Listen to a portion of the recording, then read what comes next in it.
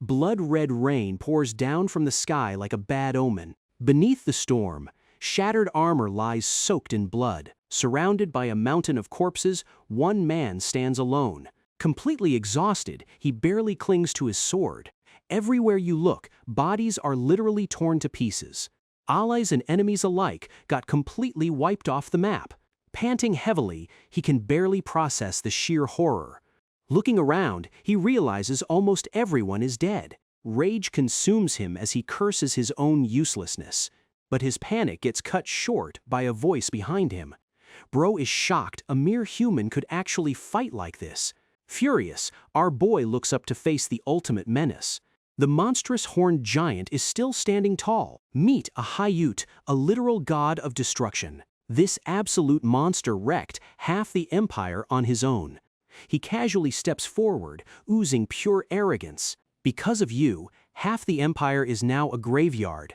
The giant mockingly says he won't be alive for long anyway. Good, because your dead friends are waiting for you. The beast is confused until he mentions the other giants. Turns out, one giant got roasted alive by a red dragon, and the second giant got sealed forever by a legendary mage. But the boss warns him not to hide the ugly truth. He knows those giant slayers died in the process too. It means there are no strong humans left to save this world. Bro, I'm literally still standing right here. The giant just laughs, knowing the kid is on his deathbed. If only you had trained seriously from the start. You would have actually been a threat to our plans. Yeah, my life is a mess. Now shut up and die. The monster praises him as a truly great warrior. But compliments won't stop what's coming next. The giant warns that this world is doomed anyway. Starlight will soon consume everything left behind. With one final swing, he delivers the lethal blow. The beast explodes into a blinding flash of light. Silence falls as the final giant finally goes down. He won the battle. But look at him. He's cooked. The past is set in stone, and there's no turning back. He drags his heavy feet through the bloody water. He struggles to take even a single step forward. The weight of losing everyone hits him all at once. He remembers the good old days when they were all alive. Back then, he took everything for granted. His friends always believed he would do great things. A family of warriors who stood by his side. Together, they marched straight into the abyss. Now, they're nothing but corpses on a battlefield. A single tear escapes as he stares at the pile. He calls them fools, but his heart is completely broken. What kind of pride made you fools fight to the death? He gently closes his friend's eyes, calling them foolish. Why was my sword the only one that actually worked? If he wasn't strong, they wouldn't have died first. A dark, terrifying realization flashes in his eyes. Deep down, he really has no idea how he survived. Suddenly, a strange sound cuts through the heavy rain. That weak, raspy voice is instantly recognizable. His eyes widen in complete and utter disbelief. Someone else is actually clinging to dear life here. You're actually still alive? His hand starts shaking as hope flares up again. He refuses to let another comrade slip away now. He rushes over to the boulder as fast as he can. For the first time, a genuine smile hits his face. It's none other than the Grand Commander herself. But her right arm is completely gone, dripping blood. Meet Commander Edeshin, battered but still standing. The silence between them is heavier than the rain. She grits her teeth, fighting through the agony.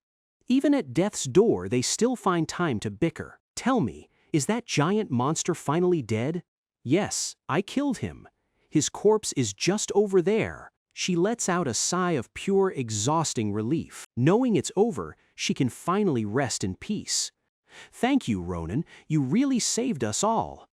Ronin looks down, feeling the heavy cost of victory. If you're that grateful, do me one quick favor. He asks her to give their dead allies a proper burial. Why not do it yourself? You're more alive than me. He suddenly starts coughing up blood violently. Yeah, definitely looking super healthy right now. He admits he could literally drop dead any second. I wasted my life slacking off. It feels so unfair. If you survived, what would you have done instead? Only one major regret flashes through his mind.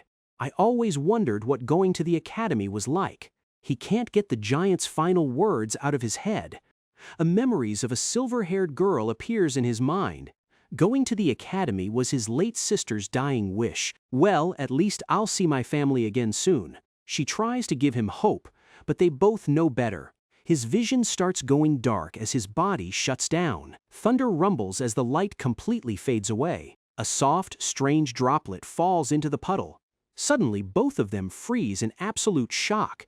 The relentless storm has suddenly stopped. Suddenly, the entire ground begins to shake violently. What the hell is happening right now? Just when they thought it was over, everything flips. Ronan looks up, his eye reflecting a sudden blinding golden light from above. An 8-winged giant appears, dwarfing everything they've faced so far. And to make things even worse, he brought an entire army of giants with him. The sky is literally crawling with these winged monstrous deities. What the hell? Where did all of these bastards even come from? Adeshin is in pure shock, realizing those 3 giants were just the tutorial. She realizes that even with all her struggles, she failed to save this world. With tears of blood running down her face, she hears Ronan screaming her name.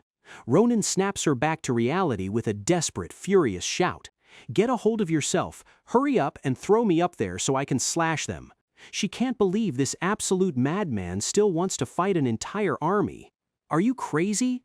You actually want to fight them in this state? No hesitation whatsoever, Ronan grips his sword tighter than ever. Even if I'm about to die, I'm going to take as many down with me as I can. Adeshin stares at him in sheer awe, completely captivated by his resolve. Seeing his unbreakable spirit, she finally makes a massive, final decision. She realizes that if anyone can save their doomed world, it's Ronan. A peaceful, sad expression washes over her blood-soaked face. She gently calls out to him, completely throwing him off guard. "Corporal Ronan, shut up and stop talking for a second." Before he can even react, she pulls him in incredibly close. Out of absolutely nowhere, the Grand Commander kisses our boy. But this isn't romance. She is forcing a glowing blue orb down his throat. Ronan stumbles back, coughing, and demands to know what she just did. She leans in close, whispering her final, most guarded secret to him. "Wait, what are you saying? This makes absolutely no sense." He tries to shake her, demanding answers in this desperate situation. But her voice remains soft and calm, completely accepting her fate. "If we meet again, promise me you'll convince me to just be a tailor." Above them, the 8-winged giant charges up a world-ending attack. With a peaceful smile, she says she has 0 regrets about her choice. Ronan can only stare as his world is completely engulfed in light. The giant fires a massive beam of cosmic energy right at them. Pure, blinding starlight completely vaporizes the entire battlefield. Time itself bends and shatters, swallowing everything in its path. Suddenly, Ronan gasps, his eyes snapping open in a panic. He looks up and expects to see a sky full of horrifying giants. Screaming the commander's name, he bolts upright in complete shock. Instead, he finds himself sitting in a warm, sunny meadow. "Wait, this is completely impossible. Where am I?" He looks over and sees children happily playing in a clear river. Feeling the soft green grass beneath his fingers, it all feels too real. He looks down at his hands and realizes they're completely uninjured. No way, he really regressed all the way back to day 1 of his past. He sits under a massive tree, trying to process this insane miracle. It turns out, every single word the commander said was the absolute truth. He flashes back to her desperate embrace right before the end. He vividly remembers the taste of that glowing blue time-turning orb. What you just swallowed was a legendary orb that turns back time. And that's how a humble tailor like me became the Grand Commander. She explains the orb only allows 4 regressions, and she already used up 3. "So I am giving this final chance to you, the key to slaying the giants." She believes he is the absolute key to saving their world from total ruin. "You must sharpen your skills. I'm glad you want to do that too." It turns out she took his casual comments about the academy completely seriously. She told him to go to Philion Academy to train alongside outstanding genius mages. But her next words were what truly changed everything. "If we ever meet again in the past, tell me not to do anything stupid and to just remain a humble tailor." Ronan realizes she accomplished so much, but deep down, she just wanted peace. Gritting his teeth, Ronan realizes the heavy weight resting on his shoulders now. He hugs a random tree, screaming like a lunatic while two villagers judge him hard. "Even if I did return to the past, what the hell can I do all by myself? Wait, if this really is the past." He grabs a sturdy wooden branch off the forest floor. A sudden spark of hope completely changes his grim outlook. He takes off running, his heart pounding in his chest. I might actually be able to see my older sister again. He sprints full speed through the crowded streets of his old hometown. If this is real, she has to be just a little further ahead. Suddenly, his sharp eyes spot something incredibly disturbing. What are those punks doing over there? Some arrogant local bullies have literally hung a poor kid upside down from a tree. Ronan sighs, realizing these local trash-tier bullies haven't changed one bit. But wait, his legendary battle instincts notice something weird. That kid isn't hanging from a rope. He's suspended by literal magic. A skilled mage is a rare sight, let alone in a tiny backwater country town. Then, a massive memory from his past life suddenly clicks in his head. I'm sure they were here at this exact time too. The nervous red-haired girl is terrified the kid is going to get seriously hurt. The poor kid begs the bully to stop, but this absolute trash is just enjoying it. "I swear I don't have any money on me." The bully mockingly taps his face, completely dismissing the kid's sick mother. "Why should I care about your mom's health when I'm just here to rob you?" He winds up a massive slap, shouting some absolute garbage excuses.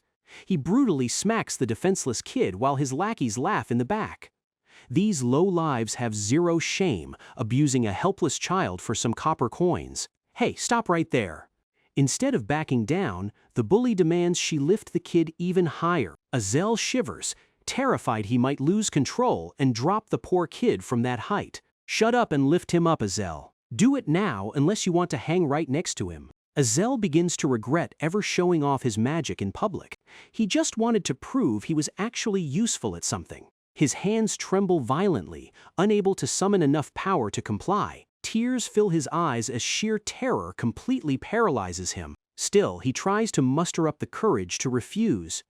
The bullies just smirk, enjoying the absolute dominance they have over him. But as Azel finally panics, his magic starts slipping out of control. Boom! Ronan steps in out of nowhere, slapping his hand down to stop him. With his concentration broken, the floating spell instantly wears off. The poor kid falls flat on his back, crashing hard onto the ground. The bully is absolutely losing his mind, screaming in pure rage. "Is this a joke to you? You stopped just because this random kid told you to?" Ronan casually slides in, telling Azel to stop worrying about local trash.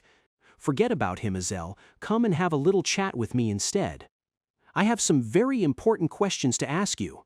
Ronan asks where he learned telekinesis, and Azel says he bought a cheap book. Ronan is stunned. How is this kid so talented with just a cheap street book? He realizes that recruiting Azel is going to be a massive cheat code against the giants. Meanwhile, the bully draws his real sword ready to slice someone up. Ronan's combat senses instantly pick up the distinct sound of drawn steel. The bully is foaming at the mouth, completely insulted that he's being ignored. "You're getting cocky just because I let you win when we were younger." He leaps forward, swinging a lethal strike right at Ronan's head. Ronan just stands there, casually analyzing the sword mid-swing. His form is absolute garbage, but he's pretty strong for a local punk. With his future-trained battle sense dodging this is child's play. The bully is utterly flabbergasted that his deadly attack just hit thin air. Ronan's body might be young, but his killer muscle memory is fully intact. He still possesses the legendary battle senses of a hardened war veteran. "You got lucky, kid. I was about to paralyze you for life. Get down on your knees and beg, and maybe I'll let you live." Ronan just looks incredibly bored, sarcastically mocking the bully's threat. But then, the bully makes the absolute worst mistake of his short life. Did this trash really just talk smack about his beloved sister? Oh, it is absolutely over.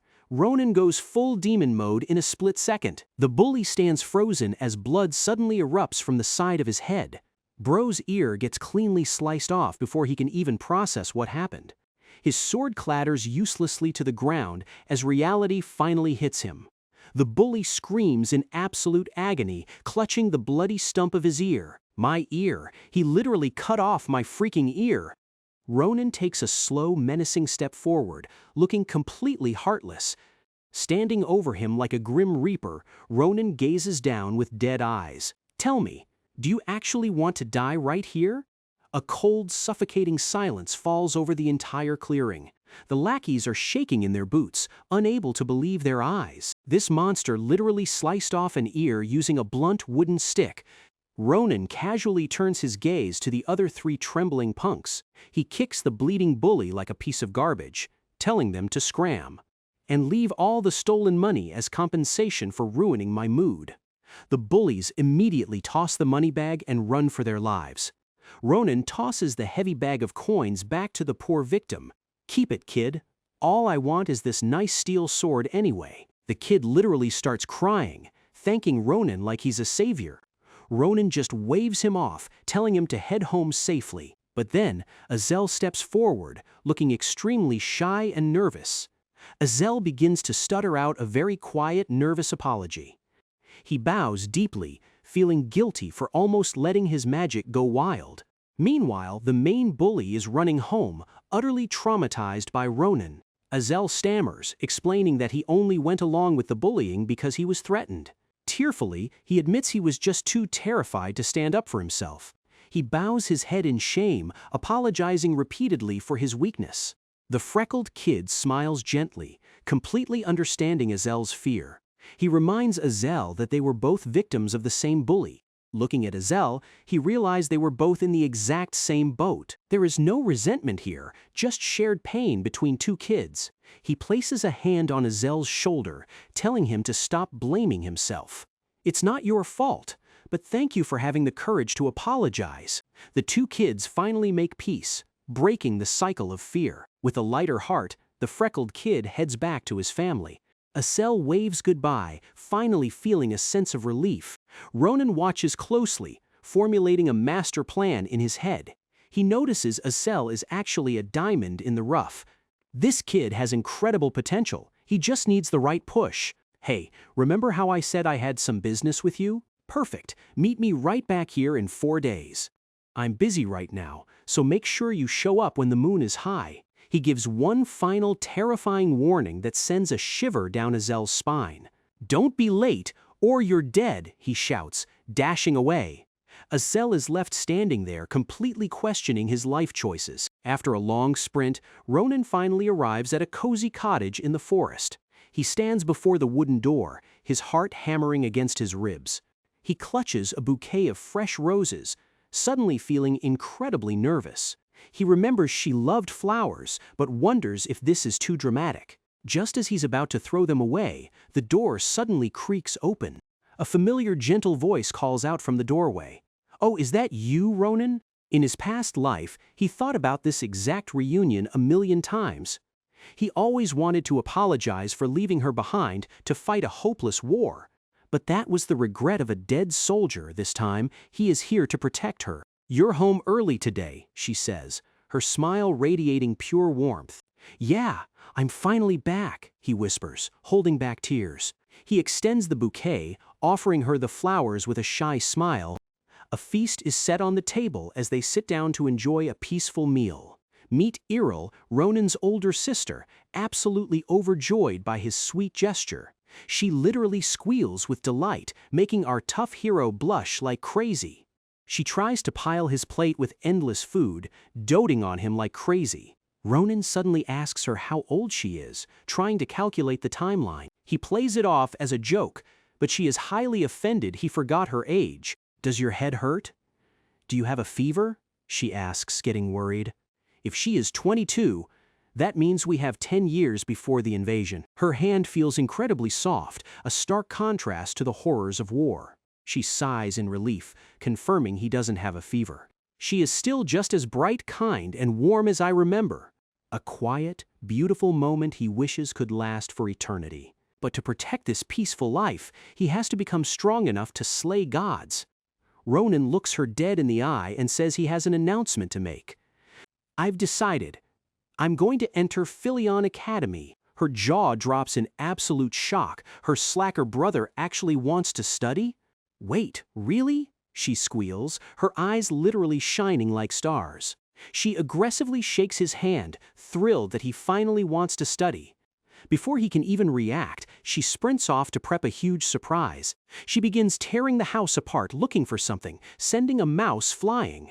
She slams a massive iron pot right onto the floor with a heavy crash. Ronin peers inside, completely confused as to why she brought a giant pot. Inside is a massive fortune of sparkling gold coins she saved for him. "I saved this in secret just in case you ever changed your mind about going." Ronin appreciates her love, but knows that this tiny town's gold won't cover it. "I'm going to Philion Academy," he says, aiming for the absolute best school. His sister freezes, completely dumbfounded by the sheer scale of his ambition. A massive, world-class scream echo blasts out of their tiny forest cabin. Meet Philion Academy, the absolute pinnacle of education on the continent. Funded directly by the royal family, they hire only top-tier genius professors. It's a literal factory for legendaries, from grand commanders to dark witches. In his past life, the graduates of Philion were absolute beasts on the field. At night, Ronin packs his bags and begins his long journey to the capital. He still smiles thinking about his sister's hilariously dramatic reaction. He finally arrives at his secret meeting spot right on schedule. "First, I'm going to show her exactly what I can do." He looks up and spots his new prospective recruit waiting in the trees. "Nice of you to join me, Mazel," he teases, making the poor kid blush. Azel only showed up because Ronin threatened him, but that's in the past. Tonight is going to be incredibly busy because we have a test to run. Ronin drops his heavy bag to the floor, instantly making Azel nervous. Azel asks what kind of test, but Ronin tells him to stay calm. "First, I need you to cast your telekinesis magic on me. And then, I want you to lift me as high into the sky as you can." "Wait, you want me to do it right now?" Azel stammers. He tries to argue that lifting a human is insanely dangerous. "Don't worry, I won't die. Just do it," Ronin encourages him. Taking a deep breath, Azel begins channeling his magical energy. He unleashes his spell, wrapping Ronin in a warm, glowing blue aura. Slowly, Ronin's feet lift off the ground, floating effortlessly. He examines his levitating boots, utterly amazed by the smooth lift. Damn, his magical output is actually way stronger than I thought. It feels exactly like his ultimate battle against the giant boss in his past life. Back then, a squad of high-level Imperial mages had to cooperate to lift him. It was their telekinetic support that allowed him to fly and slash the beast. Telekinesis is an ultra-rare talent, and having it makes you a golden asset. Ronin realizes Azel is the crucial piece he needs to win the future war. A savage, confident smirk spreads across Ronin's face. Ronin, my magic is starting to give out." Azel groans. "Hold it together for just a little longer. I need to test one more thing." "Wait, what do you mean you'll come down by yourself?" Ronin simply unsheathes his new sword, looking incredibly calm. With a lightning-fast motion, he slashes the air beneath him. Azel's eyes widen as he feels his magical connection suddenly snap. Did he just literally slice through my mana? "Oh, it's nothing. Just some basic acrobatics," Ronin says casually. Ronin bonks Azel on the head, telling him to stop asking too many questions. He sheathes his sword, knowing that figuring out his mana-cutting ability is his homework. It might just be the exact reason why his sword was able to harm the giants in the first place. But he can think about that later. Right now, they have a job to do. "Anyway, you pass the test with flying colors, Azel." He tosses a bag to a very confused Azel and tells him to follow. Azel asks what they're doing this late, and Ronin just grins like a maniac. "This is going to be the first page of my legendary biography." Azel stumbles behind him, still trying to process the whole academy thing. Are we seriously going to Philion Academy? Only absolute geniuses go there. You heard me correctly, so stop asking. It's getting annoying, Ronan replies. What? You don't want to go? Ronan asks, stopping in his tracks. Azel stammers that Ronan is talented, while he himself is completely useless. Do you really want to keep living your life as a coward, Azel? Those blunt words hit Azel like an absolute truck, making him flinch. You have crazy talent, but you waste it getting bullied. Is that really what you want? Ronan crosses his arms and sighs, calling him out for being so incredibly timid. He lists all of Azel's flaws, dealing some massive emotional damage. But that's totally fine, because you can change all of that starting today. Because once this time passes, you can never get it back again. And if you don't act now, you'll regret it for the rest of your life. Just like how I did, he adds, his voice laced with deep hidden sorrow. He remembers the cold, bitter regret of his previous life on the battlefield. Ronan snaps back and puts a hand on his shoulder. So, did you change your mind? Azel's eyes widen, completely moved by Ronan's genuine concern for him. I won't force you. If you want to go back to being bullied, go ahead. Ronan turns to leave, but Azel desperately screams for him to wait. I'll go with you, just teach me what I need to do, Azel yells, making Ronan smirk. All right, that's the first manly thing you've ever said. Let's begin. Azel agrees, completely unaware that he just fell straight into Ronan's trap. A crackling campfire burns bright in the middle of a dark, quiet forest clearing. Peering through the bushes, Azel's heart instantly drops to his stomach. Ronan, is that my first hurdle? He whispers, shaking like a leaf. To bring out Azel's true potential, Ronan found the perfect practice dummy. Say hello to a lunar goblin, a giant muscular beast that eats humans for breakfast. And to make things even crazier, they are currently invading a whole goblin nest. Ronan smiles like a proud dad, while Azel looks ready to pass out from sheer terror. Now then, shall we get this party started? Ronan whispers with glowing eyes. These lunar goblins are local pests, but they are incredibly dangerous in packs. Unlike normal goblins, these guys have massive muscular bodies and yellow skin, but their most famous trait is their absolute, psychotic obsession with gold. They constantly raid merchant wagons and hoard all the gold in their caves. Once they hoard enough, they hold a massive weird worship festival under the moon. And as luck would have it, tonight is the night of the full moon. So, that's why we're lurking outside their cave? Azel asks, shaking. Yep, we are here to rob them blind, Ronan grins. Azel is baffled, having never heard of goblins holding a gold festival before. How did you know about this? Azel asks, but Ronan can't exactly mention his regression. Just use your telekinesis to silently float all their gold into this bag while they sleep. Super easy, right? Ronan asks, while Azel looks absolutely terrified of waking them. Azel imagines them getting brutally crushed by the monsters and completely panics. This is way too dangerous. Let's rethink this, he begs, but Ronan just calls him a coward. Ronan holds up 2 fingers, explaining they need 2 things to enter the academy. First is money, because their tuition fee is absolutely insane. Second is real-world combat experience, which is actually more important than gold. Philion is packed with rich nobles who've had elite training since birth. If you want to stand a chance against those snobs, there is only one way, Azel. We have to gain real experience by literally risking our lives. And these sleeping gold hoarders are the perfect target for both. Azel cries, unable to argue as Ronan declares the decision is final. Great. Let's get started right away, Ronan says, opening the bag. Under the bright full moon, the first pieces of gold silently lift into the air. Coins and necklaces gently drop into the open bag without making a sound. Slowly but surely, more weapons and treasure begin to float. Azel is sweating bullets, focusing all his energy on the levitating dagger. Suddenly, Ronan whispers for him to drop everything. The loot falls perfectly into place as Ronan grins with satisfaction. He peers into the bag, confirming that was the very last of the hoard. Both of their backpacks are now stuffed to the brim with glittering gold. See, I told you real experience is the best teacher. Ronan laughs, ruffling his hair. Ronan is secretly impressed by how fast the kid adapted to the high-stakes pressure. We actually did it. Azel smiles, finally feeling a tiny bit of pride.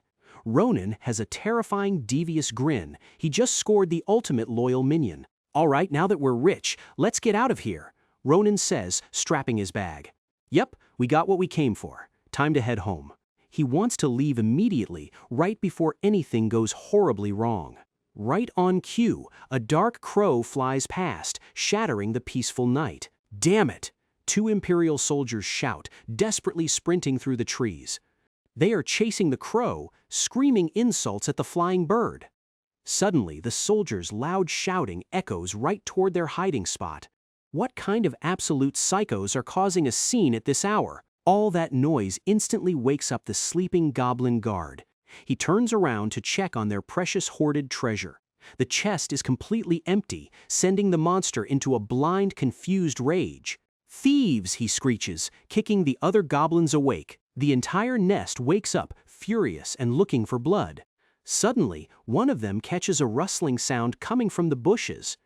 They turn and lock eyes directly on Ronin and Azel's hiding spot. Ronin smiles nervously, realize they just got caught red-handed. Yeah, things just went from super easy to a complete disaster. Azel lets out a classic high-pitched scream of absolute terror. I knew it. Everything was going way too smoothly. Ronin sighs. Azel begs him to drop the bags and run, but Ronin draws his sword instead. Are you going to pay for our tuition if we drop the gold? Didn't think so. 3 absolute brick-house goblins charge straight at them, thirsting for blood. They're right in front of us, Ronin, Azel shrieks. Ronin analyzes the cheap sword he took from the bully. This garbage metal will probably break after about 15 hits. There are 30 goblins, meaning he has to make every single strike count. A massive clawed hand lunges forward to tear him to shreds. Azel screams in panic as the monsters lunge forward to crush them. Ronin remains dead calm, preparing to test the limits of his cheap blade. In a flash, he tightly grips his weapon, ready to unleash absolute carnage. With a single devastating swing, Ronin slices the beast's neck like butter. In the trees above, red-eyed crows watch the unfolding slaughter in silence. He drives his blade straight through another goblin's skull, blood splashing everywhere. Ronin casually wipes off the blood. Well, that actually wasn't too bad. Azel sits frozen, utterly unable to process the insane feat she just witnessed. What in the world did I just witness? She stammers in absolute disbelief. He easily decapitated 3 massive goblins with one single, effortless stroke. And for the rest of the goblin horde that rushed him immediately after. Ronin just smiled, literally vanishing from sight in a split second. He reappeared instantly, leaving a web of lethal red slashes in his wake. Another head flies off, adding to the growing mountain of corpses. Azel just gulps, realizing this guy is a literal monster in human skin. To think a single kid could turn a dangerous goblin nest into a literal graveyard. Azel, are you just going to stand there spacing out forever? Ronin asks. Don't be sorry, just grab your stuff so we can get going. We're going home, he says with a cool, confident grin on his face. Under the peaceful, starry night, their dangerous quest comes to a close. But carrying 2 massive bags of heavy gold is no easy task. Man, that was exhausting. I thought we'd have a smooth trip, Ronin groans. He's actually getting sore from just fighting a few goblins. His teenage body is weak. Once we get back, I am absolutely going hard on physical training. Hey, what was that terrifying scream we heard earlier? Azel asks. Stop right there! A loud, authoritative voice suddenly booms. Those crazy bastards, making us run around in the middle of the night. Without warning, a glowing magical red arrow shoots straight toward them. The lethal arrow flies right past Azel, inches away from his face. Azel freezes, staring blankly as his life flashes before his eyes. Wait, did Ronin just catch a flying arrow with his bare hands? An arrow? Azel shrieks, realizing how close he just came to dying. Seriously, is this forest cursed? Why is everyone trying to kill us? The 2 soldiers step forward, completely surprised to see actual humans. Ronin snaps the arrow in half, his angry grin spelling absolute doom for them. My bad, kids. I thought you were some kind of monsters, the archer chuckles. He claims he just shot blindly because he heard rustling in the dark. But as they talk, Ronan's bag slips, revealing the massive pile of gold inside. The second soldier's eyes immediately light up with absolute greed. "Are you hurt anywhere?" he asks, but Ronan sees right through his fake concern.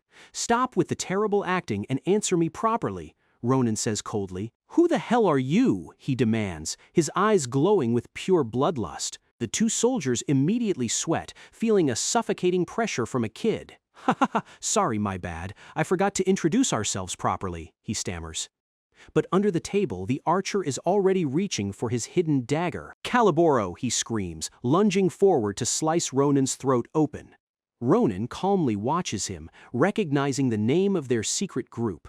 He effortlessly catches the assassin's wrist mid-air with zero effort. And with one brutal counter, he caves the assassin's face in. The corrupt soldier gets launched backward, coughing up blood in pure shock. "Those absolute pieces of trash," Ronan mutters, his eyes narrowing coldly.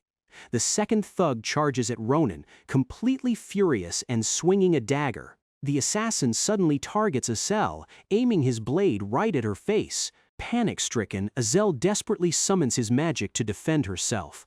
Invisible Hand. Azel casts her magic, completely freezing the attacker. "What the hell? I literally can't move my body," the thug panics. Ronan turns with a smug smile, highly impressed by Azel's quick reflex. "Nice one," Ronan yells, instantly launching a fatal counterattack. The thug's weapon gets sliced clean out of his hands in a split second.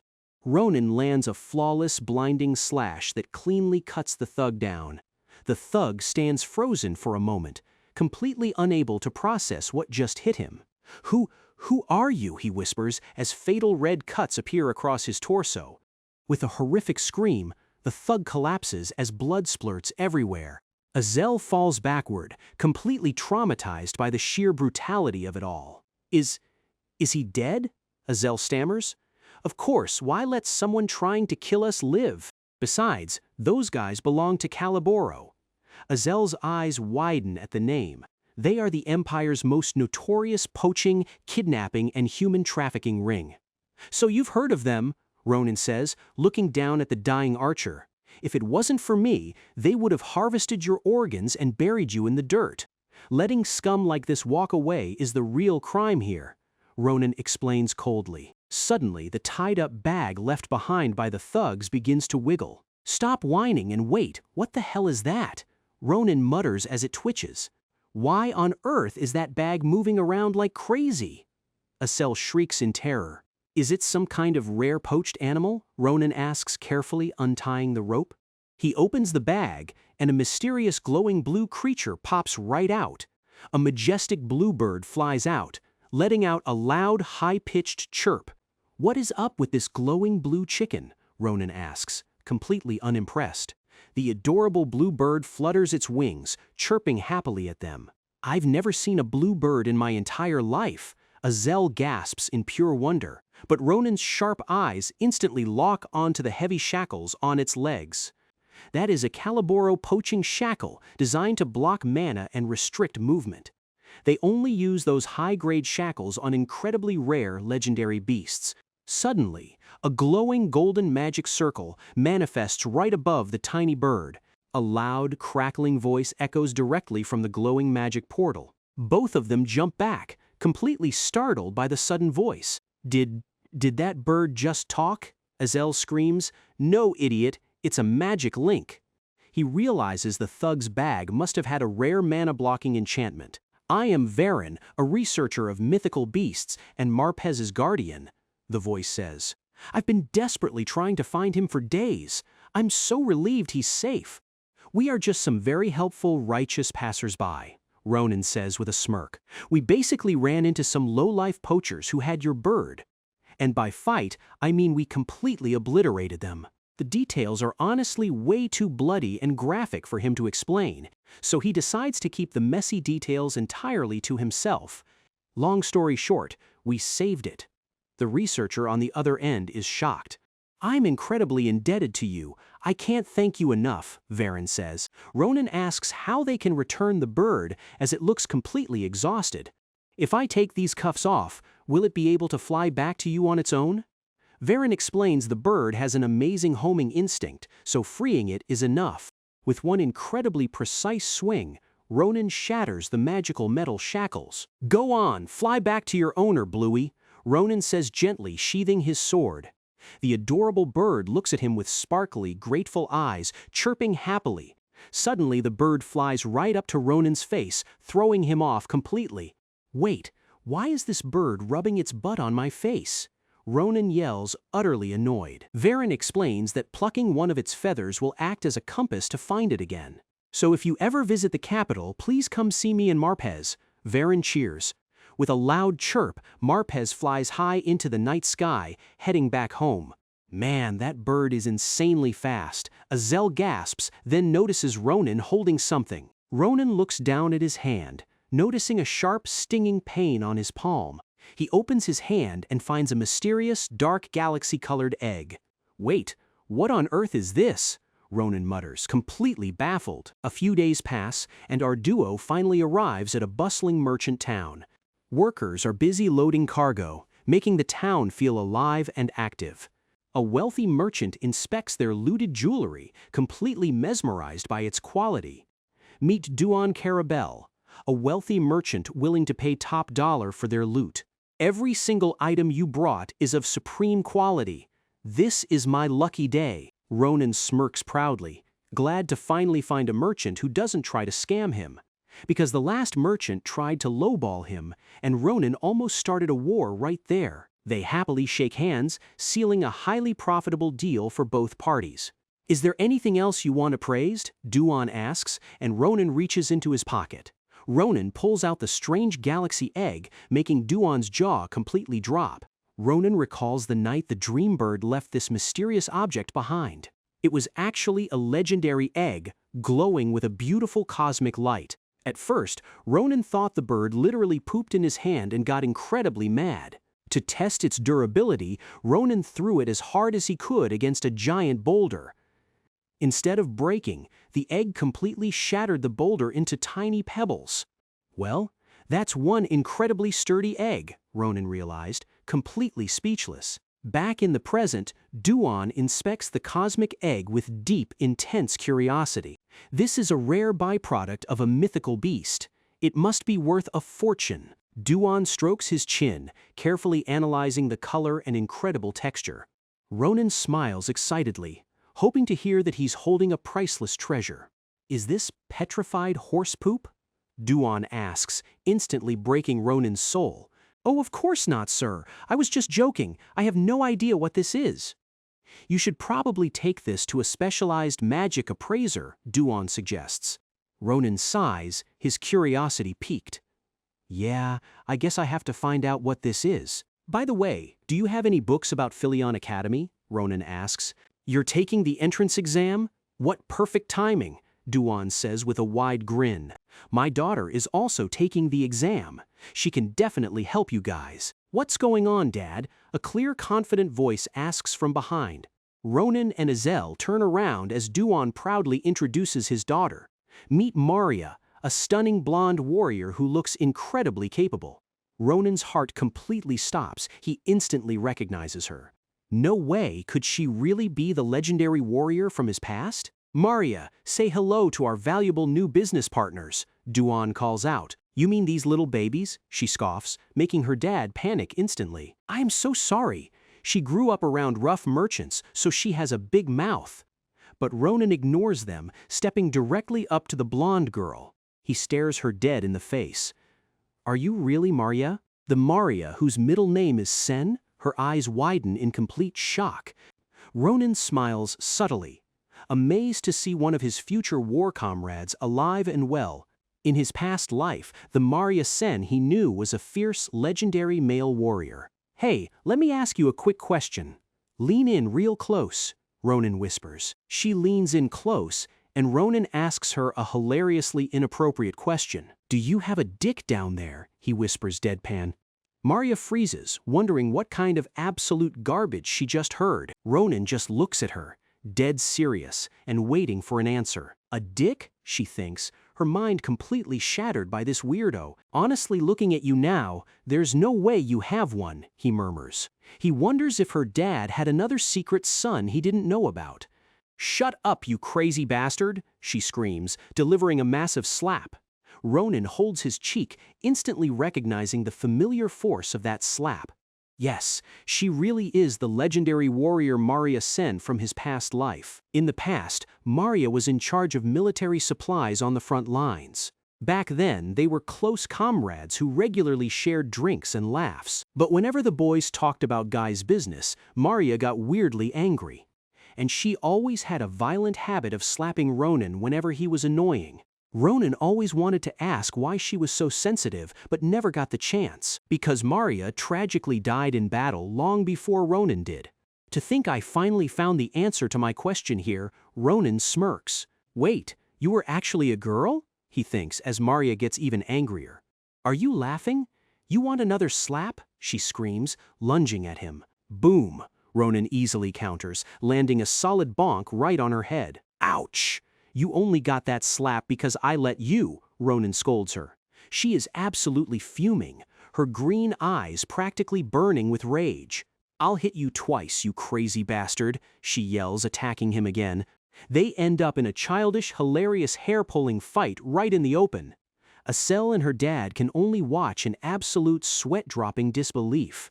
Stop! Stop the violence! They scream, desperately trying to break it up. A little while later, things finally calm down inside a nearby tavern. Asel looks at them, wondering how they became friends so fast. So, you brought these weapons for us to use? Maria asks, rubbing her head. Yeah, check them out and see if any of them suit you, Ronan says. If not, we'll just buy some better ones, Ronan adds casually. Asel is still baffled by how quickly these two hut-heads bonded. Maria reaches out and grabs a very heavy-looking black iron sword. Why carry 3 swords, she asks. Well, just in case. I break them fast. These aren't bad, but this black iron sword is definitely the best. Black iron is incredibly sturdy. Elite knights always look for these. Ronan is thrilled black iron swords were his absolute favorite in his past life. But this magic wand has a high-quality mana stone embedded in it. So, is this cute little kid the rare mage you mentioned? She asks. What kind of magic do you use? Telekinesis, Asel stammers. Telekinesis? That's insane. You can easily get a scholarship with that. The real problem is us. What technique are you going to show the judges? She explains that they must show off a unique technique to impress the professors. Value of the written exam is high, but if you ace the practical, you're in, Ronan grumbles, thinking a swordsman should only be judged on his sword skills. So what do people usually show? Most nobles show off secret family moves. And other martial artists demonstrate their personal mana fighting styles. Wait, kids our age can use mana without being mages? Ronan asks, shocked. You use mana in combat. That's the absolute basics of basics, she lectures him. Wait, don't tell me you actually have no idea how to sense your mana. But, isn't using mana basically the same as using aura? Ronan asks casually. She facepalms, completely losing her mind that this slacker actually wants to enter Philion. Honestly, you're making way too big of a deal out of this, Ronan sighs. That's it, we are going outside right now, she demands, slamming the table. She grabs the twin short swords on the table to teach him a physical lesson. Don't worry, this little sparring session will be over before you know it. And if I break them, I'll pay you back 3-fold. Happy? She smirks. Now stop whining and follow me. It's time for some special training. She explains that mana is the root source of nature, but not everyone can control it. To use it, one must master the mana sense to actually feel the energy flow. It usually takes an ordinary person at least a full year of brutal training to sense it, and Philion's applicants are already way past that stage when they apply. Do you finally understand what you're up against? She asks. You don't even know the difference between mana and aura, yet you want to apply. It honestly makes absolutely no sense at all, she says, drawing her twin blades. Ronan just looks at his blade calmly. Is the difference really that big? Aura is an enlightened power that requires a minimum of 10 years of brutal training. So, Do you finally understand a little now? She asks confidently. Ronan recalls meeting self-proclaimed aura users on his previous battlefields. They were definitely annoying, but I didn't know it was that hard to learn. Though honestly, those guys still died instantly when I sliced them. All right, let's stop talking. Let's get this fight started. I think you'll learn much faster using your body instead of your brain. Ronan watches her feet, thinking she's still just an unrefined young girl. Boom! She launches a devastating high-speed leaping strike straight at him. Ronan's eye widens as her speed and precision exceed all his expectations. Clang! He barely raises his blade in time to block the savage twin slashes. Oh, this is actually pretty decent, Ronan thinks, a spark of excitement in his eye. She grins, enjoying the thrill of finding someone who can actually block her moves. The two warriors trade blows, the air crackling with intense combat tension. Their blades blur in a flurry of strikes, echoing loudly throughout the woods. She has this much raw power at her age, and she's a dual wielder too? But Ronan's analytical eyes notice a strange lack of mana flow in her moves. What the hell is up with this guy, she thinks, starting to feel the pressure. She originally wanted to end this instantly with her mana to make him give up. She wanted to spare him the utter humiliation of failing in front of the academy. But instead of a quick lesson, she is the one getting completely schooled. How is a kid who can't even use mana easily pushing me back? She panics.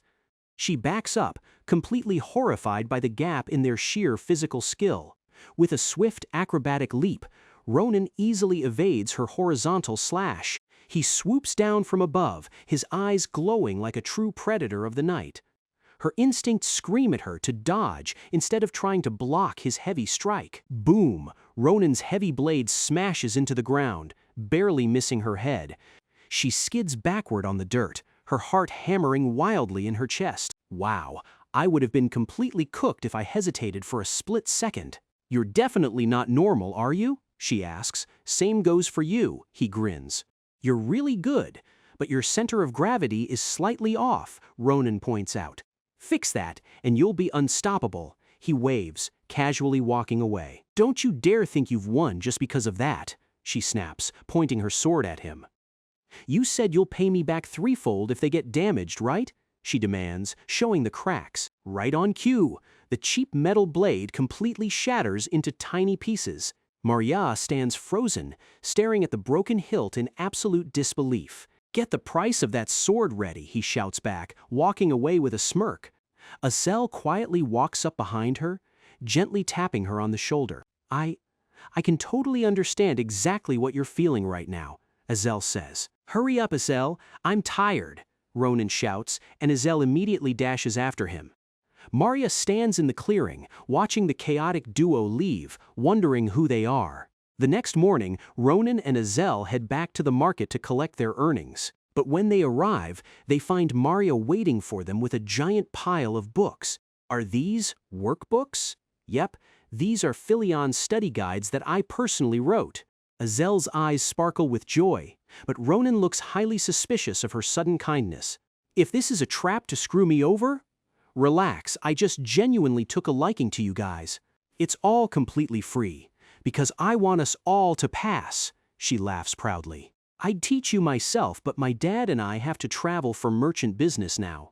So study hard. If you fail after I gave you all this, I'll beat you up, she warns. Speak for yourself, I'll pass easily, Ronan smiles, totally unfazed. See you at the capital on exam day, she waves, riding off in her wagon. Azel waves goodbye happily while Ronan just scratches his head, dreading the study. Ronan looks down, his mind already shifting back to the grand plan. I need to train this weak body and somehow pass a written exam. But honestly, having comrades by my side again isn't a bad feeling at all. Back home, Ronan's everyday life returns to normal, but with a slight twist. He stuffs his face with Irul's delicious home-cooked meals every single day. He eats so much that his stomach is practically about to burst after every meal. Using all those calories, he spends his days hunting monsters to build up his stamina. Phew, that's enough cardio for today, he sighs, sheathing his sword. He kept hunting until there literally wasn't a single monster left around the village. But his training didn't stop there. When night fell, He had to face his ultimate enemy. "Why the hell do I need to memorize northern eating etiquette?" he screams in frustration. Yet he pushed through, filling his brain with every single page of those workbooks. A full month flies by, and the time has finally come to enter the big leagues. Welcome to Valon, the glorious and massive capital city of the Empire. And right at its center lies the legendary Philion Academy. Azel's jaw hits the floor, completely mesmerized by the sheer scale of the city. The Academy is literally an entire self-sustaining city of magic and towers. Philion is a literal masterpiece, he squeals, completely awestruck. Ronan just looks at him, completely unbothered. "What are you doing staring like a tourist? Stop acting like a country bumpkin, we're going to be late for the exam." "Wait, Ronan?" Azel stammers, suddenly noticing something different about him. "I'm just surprised. It's only been a single month, but..." Ronan has gotten noticeably taller and way more muscular in just 30 days. "Stop talking nonsense and get moving," Ronan says, delivering a playful bonk. Walking through the gates, Ronan realizes a legendary figure should be here too. Meet Schlieffen, the future sword saint and the undisputed strongest genius of the Empire. Since they are around the same age, they are bound to run into each other at the exam. Well, not like it really matters to me anyway, Ronan thinks. "Hey Ronan, do you still have that thing?" Azel whispers, peeking out. He's talking about the magical feather that's supposed to lead them straight to Varen. "I packed it because I remembered that beast researcher lives here in the capital," Ronan says. Suddenly, the blue feather in his hand begins to vibrate and glow intensely. It points straight to the highest window of a massive, glorious tower in the city. Right behind those glass doors, someone is completely unaware of their incoming guests. "Phew, being a professor is way too much work." A voice sighs from inside. Marpez chirps on the shoulder of his owner, who is secretly wishing to be a full-time researcher. "Haha, are you trying to cheer me up, Marpez?" He smiles, gently petting the bird. Meet Professor Varen Fanashir, a legendary Werelian and Philion zoology expert. He walks over to open the window for some fresh air, wondering if his savior will ever visit. But as he opens it, Ronan is already standing on the ledge, looking like a total sleep demon. Varen literally screams in terror, completely shocked by the sudden window invasion. A massive, terrified lion roar echoes all the way down the high Academy tower. It's so loud that half the capital probably thinks a monster is attacking the city. Who are you? How did you even climb up here?" Varen stammers, shivering in fear. "You scared me. I thought I was going deaf." Ronan sighs, while Azel regrets skipping the stairs. Are you here to steal my precious Marpez?" Varen asks, holding the bird protectively. Ronan silently raises the glowing blue feather, instantly triggering the lion's memory. Varen freezes, his jaw dropping as the pieces of the puzzle finally click. "Are you the legendary heroes who saved my bird?" he gasps. Varen is utterly embarrassed about screaming like a little girl in front of his saviors. He begs them to forget about his undignified roar, bowing his head in shame. Ronan shamelessly blames Azel for the window entrance, leaving his partner speechless. Ronan squishes her cheeks, shutting her up before she exposes his laziness any further. Ronan changes the subject, amazed that a rare Werelian is the owner of the legendary dream bird. "And I'm shocked that my saviors are actually taking the entrance exam today," Varen smiles. He regrets not writing them a recommendation letter, since the exam is literally today. "Don't worry about it. Since we are here, I actually need your expertise on something." Ronan hands over the mysterious dark purple egg that Marpez pooped out. Varen's eyes practically pop out. Is this a real dream bird egg? "Wait, is it really that shocking for a bird to lay a simple egg?" Ronan asks, confused. "A dream bird is completely different. But what's truly terrifying is..." Varen stammers. "No one on this continent has any idea what will actually hatch from this egg." Ronan expects a bird, but Varen explains that dream birds are a completely different story. Depending on the environment, the egg absorbs the local mana and mutates. It can hatch into a phoenix in a volcano, or even a horrific monster in a beast nest. Varen says he can analyze the mana, but this specific egg is proving to be a nightmare.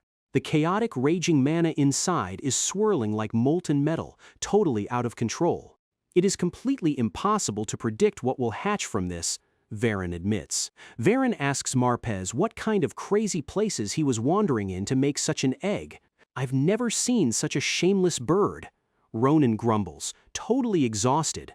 Varen looks at Ronan seriously. Would you mind taking care of this egg for me? Are you sure? Isn't it super precious? Yes, they only lay one egg in their entire lifetime. But since she laid it in front of her savior, she must have felt a special bond with you. And as her guardian, I want to respect my lifelong friend's wishes. All right, I'll take care of it. I'm honestly pretty curious to see what hatches anyway. Well, the exam is starting soon, so we should go. Wait, don't leave just yet, Varen shouts. I was trying to think of a proper reward, and I just realized the perfect gift. He hands them a mysterious scroll. Here, this will help you hatch that egg. Ronan unrolls the parchment, and his jaw instantly drops at what he sees. A little while later, the real test is finally about to begin. They arrive at the prestigious Galelian Castle, the main hall for the practical entrance exam. Inside, the waiting area is completely packed with nervous and tense prospective students. The exam for applicant 111 has ended, the administrator announces to the silent room. Applicant 112, please enter, he calls out, and the next nervous kid quickly stands up. The massive double doors creak open, revealing a blindingly bright arena inside. I'm number 113, which means I'm up next. Ronan sighs, clearly annoyed by the wait. He sits on the bench looking completely bored, resting his chin on his gloved hand. Don't you think this waiting is totally annoying, Maria? That's how all exams are. Maria is wearing a sleek white noble suit to show off her wealth and status. Since they are all wealthy nobles, I shouldn't look shabby in front of future clients. She wishes their cute little mage Azel was with them, but he's testing in a different hall. The previous applicant walks out looking completely crushed. Applicant 113, please enter. Oh, it's my turn, Ronan says, standing up while Maria tells him not to be nervous. If you fail, I will literally end you, she threatens. Thanks for the support, he waves. I'll be right back, Ronan says, stepping confidently into the bright arena. Majestic blue and gold banners of the academy hang proudly from the stone walls. He takes a firm step onto the cold stone floor, his focus instantly sharpening. Looking up, his eyes instantly lock onto the judges seated at the high desk. Seated before him are the elite, legendary professors of Philion Academy. Ronan recognizes almost all of their faces from his previous life in the war. Every single one of these judges looks incredibly formidable, he thinks. Sitting right in the center is the legendary archmage and headmaster Krava Kratir. And next to him is Nabarose, a grand sword saint whose terrifying pressure is unreal. Ronan bows politely. I'm Ronan. Nice to meet you, the headmaster welcomes him. Show us your best technique on that magically engineered dummy, the headmaster says. Oh, it's nothing fancy, just a really fast cut, Ronan says, drawing his blade. A simple slash without any mana? He must think this is a joke, one judge sneers. They laugh, mocking him as a country bumpkin who has no idea how tough that dummy is. That dummy has high-speed regeneration and is literally built to withstand raw aura. Even the genius Schlieffen barely left a scratch on it. Maybe this kid will split it? The headmaster is deeply embarrassed by the judge's rude behavior right in front of the kid. But then, Headmaster Krava notices something in Ronan's posture and freezes. The atmosphere in the massive room suddenly turns bone-chillingly cold. How is a kid his age releasing this much raw, murderous pressure? Krava gasps.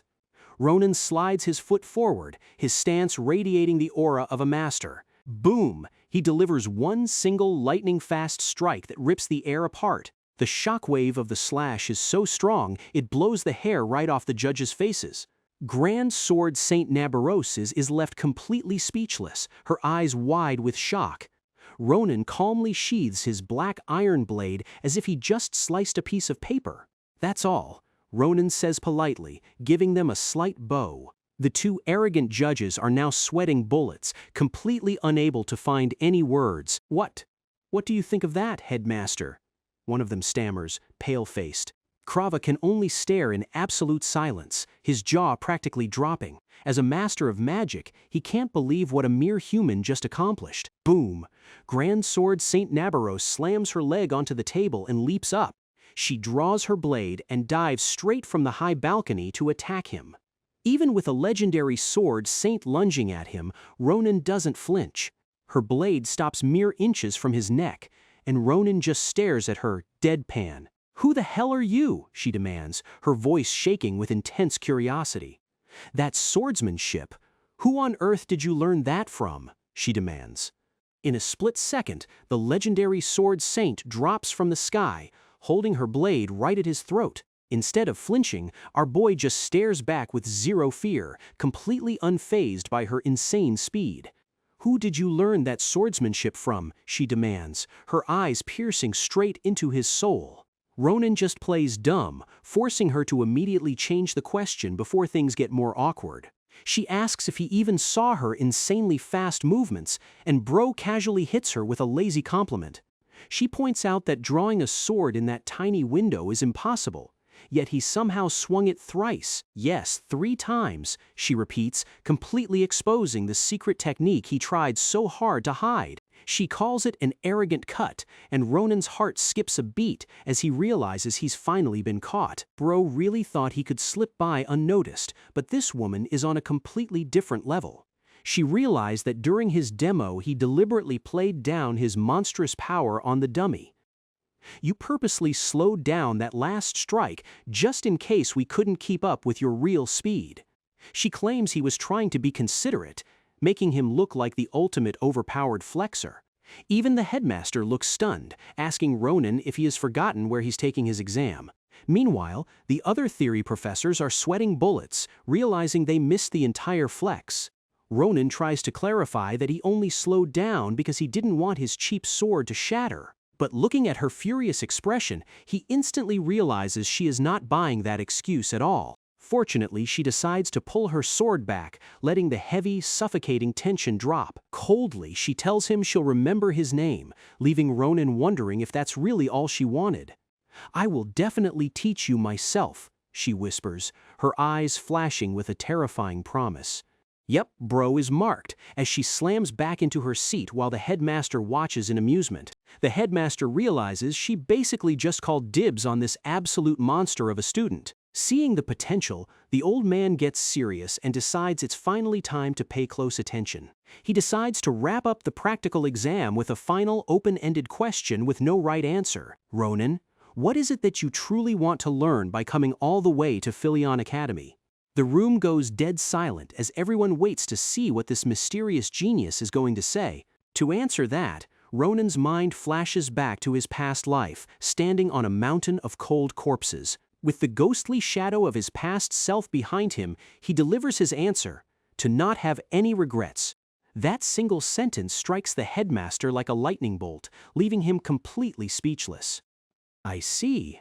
I understand," the old man murmurs, deeply moved by the heavy weight behind those words. With that, the doors slam shut, marking the end of the most legendary practical exam in history. The headmaster can't stop repeating those words, completely captivated by the boy's dark ambition. He chuckles, wondering how on earth he's supposed to teach someone how to live without any regrets. The other judges are completely lost, asking if Ronin used some kind of cheap illusion or trick. No, trick is the wrong word. The headmaster smiles. What you just witnessed is pure talent. Right on cue, the 2 theory professors lose their minds, screaming in absolute cartoonish shock. Behind them, the magically reinforced steel dummy's head slowly slides off and crashes to the floor. Walking out of the grand hall, Ronin feels the lingering weight of that brief but intense encounter. He can't stop thinking about the Sword Saint's insanely fast strike, analyzing her raw technique. Bro honestly doubts if even his past life self could guarantee a clean victory against her. It turns out he still has a long way to go, which only makes him even more excited for the future. A giant grin spreads across his face as he realizes coming to Philion was the best choice ever.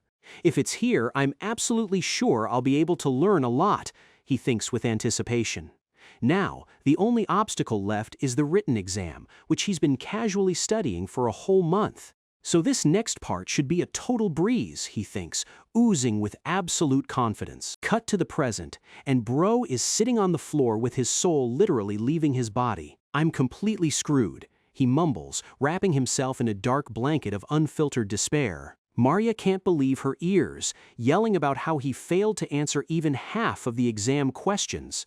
Azel nervously explains that Ronan got so hyper-focused on studying that he forgot his actual bag. Maria facepalms at his sheer stupidity, while poor Azel blames herself for not reminding him. And with the final results coming out any second, our boy is officially fighting for his academic life. Maria tells Ronan to stop crying since the practical portion carries way more weight anyway. Suddenly, the Academy's massive tower erupts with a blinding flash of magical light. A random applicant screams that the official entrance exam results are finally being projected. A massive holographic scroll appears in the sky, listing the names of those who passed. Azel and Maria look up, completely caught off guard by how fast the results were posted. Incredibly, both Azel and Maria have safely passed, scoring high ranks in their departments. The two of them stare at each other in pure silence as the realization slowly sinks in. Maria's eyes well up with tears of relief, unable to process the incredible news. With a joyful scream, Maria completely tackles Azel in a suffocating victory hug. Maria points at the giant board, realizing Azel literally tied for first in the theory test.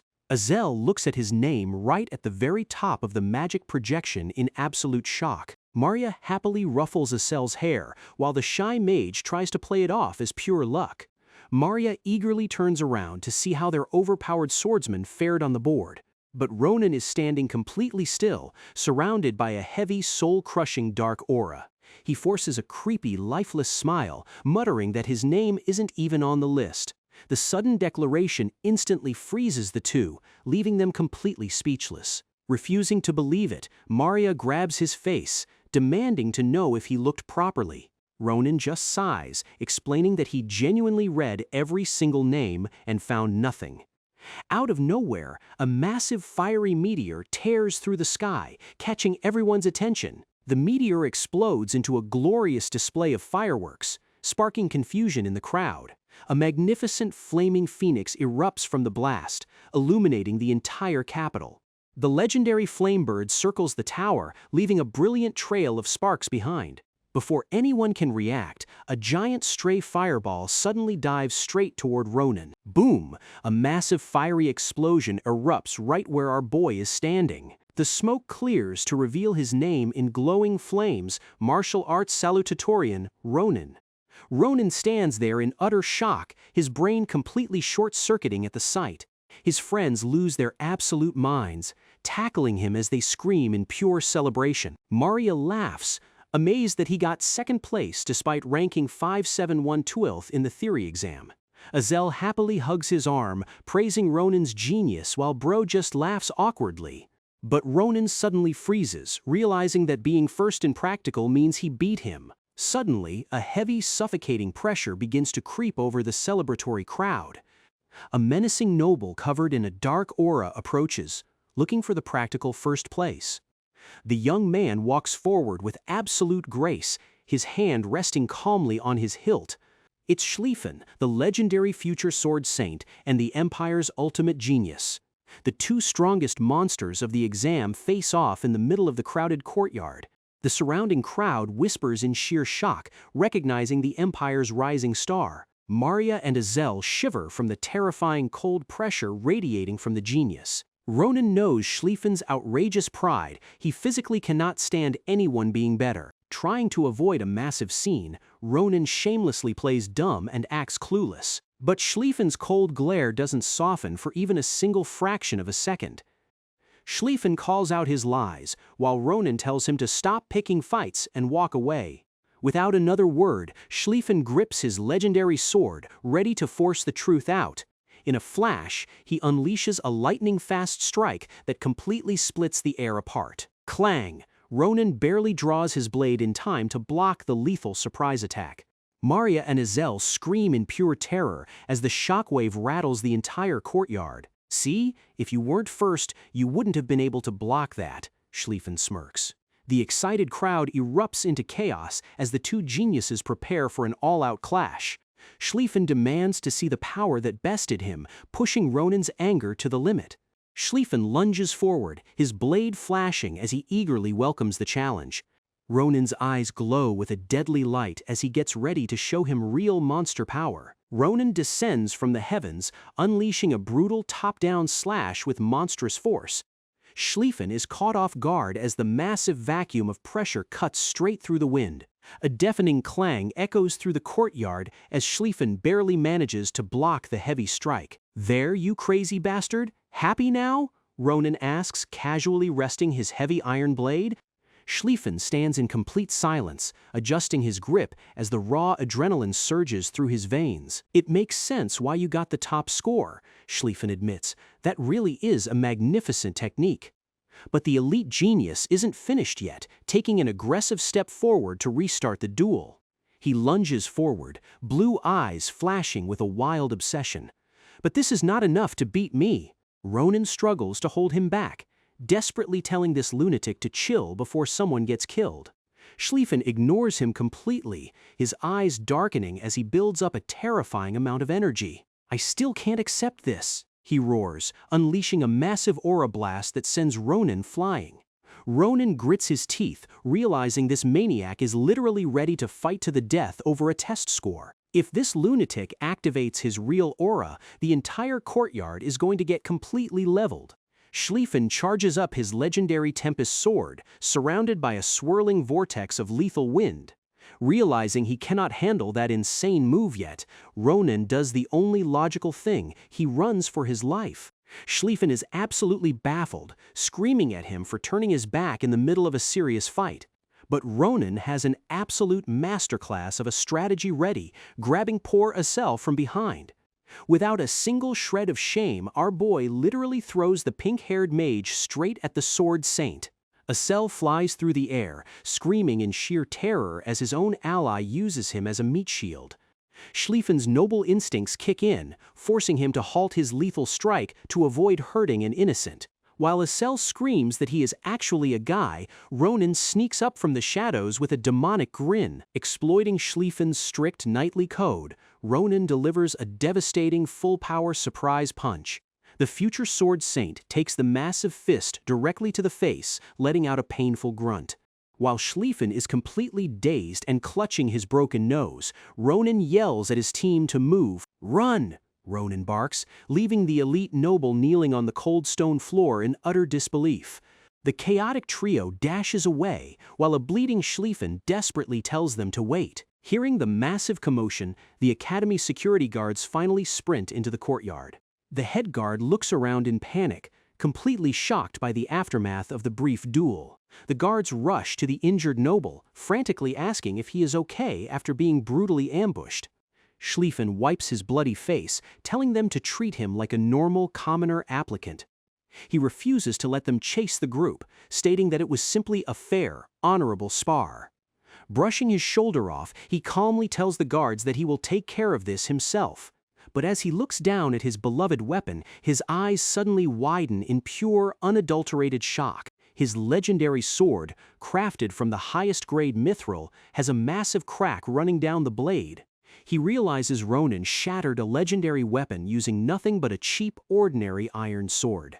A massive, excited grin spreads across his face as he realizes he has found a true rival. "Ronan, I will definitely remember your name," Schlieffen mutters with absolute fascination. The next day, our chaotic duo travels to the outskirts of the capital, entering the Shimo forest. Stepping carefully through the dense woods, Ronan keeps his eyes peeled for a secret location. Checking his map, he mutters that their destination should be right around this green area. Asel follows closely behind, nervously asking if they should really be wandering around today. He reminds Ronan that he literally broke the nose of the heir to the second most powerful family. But Ronan isn't worried at all, knowing that Schlieffen is too honorable to abuse his noble status.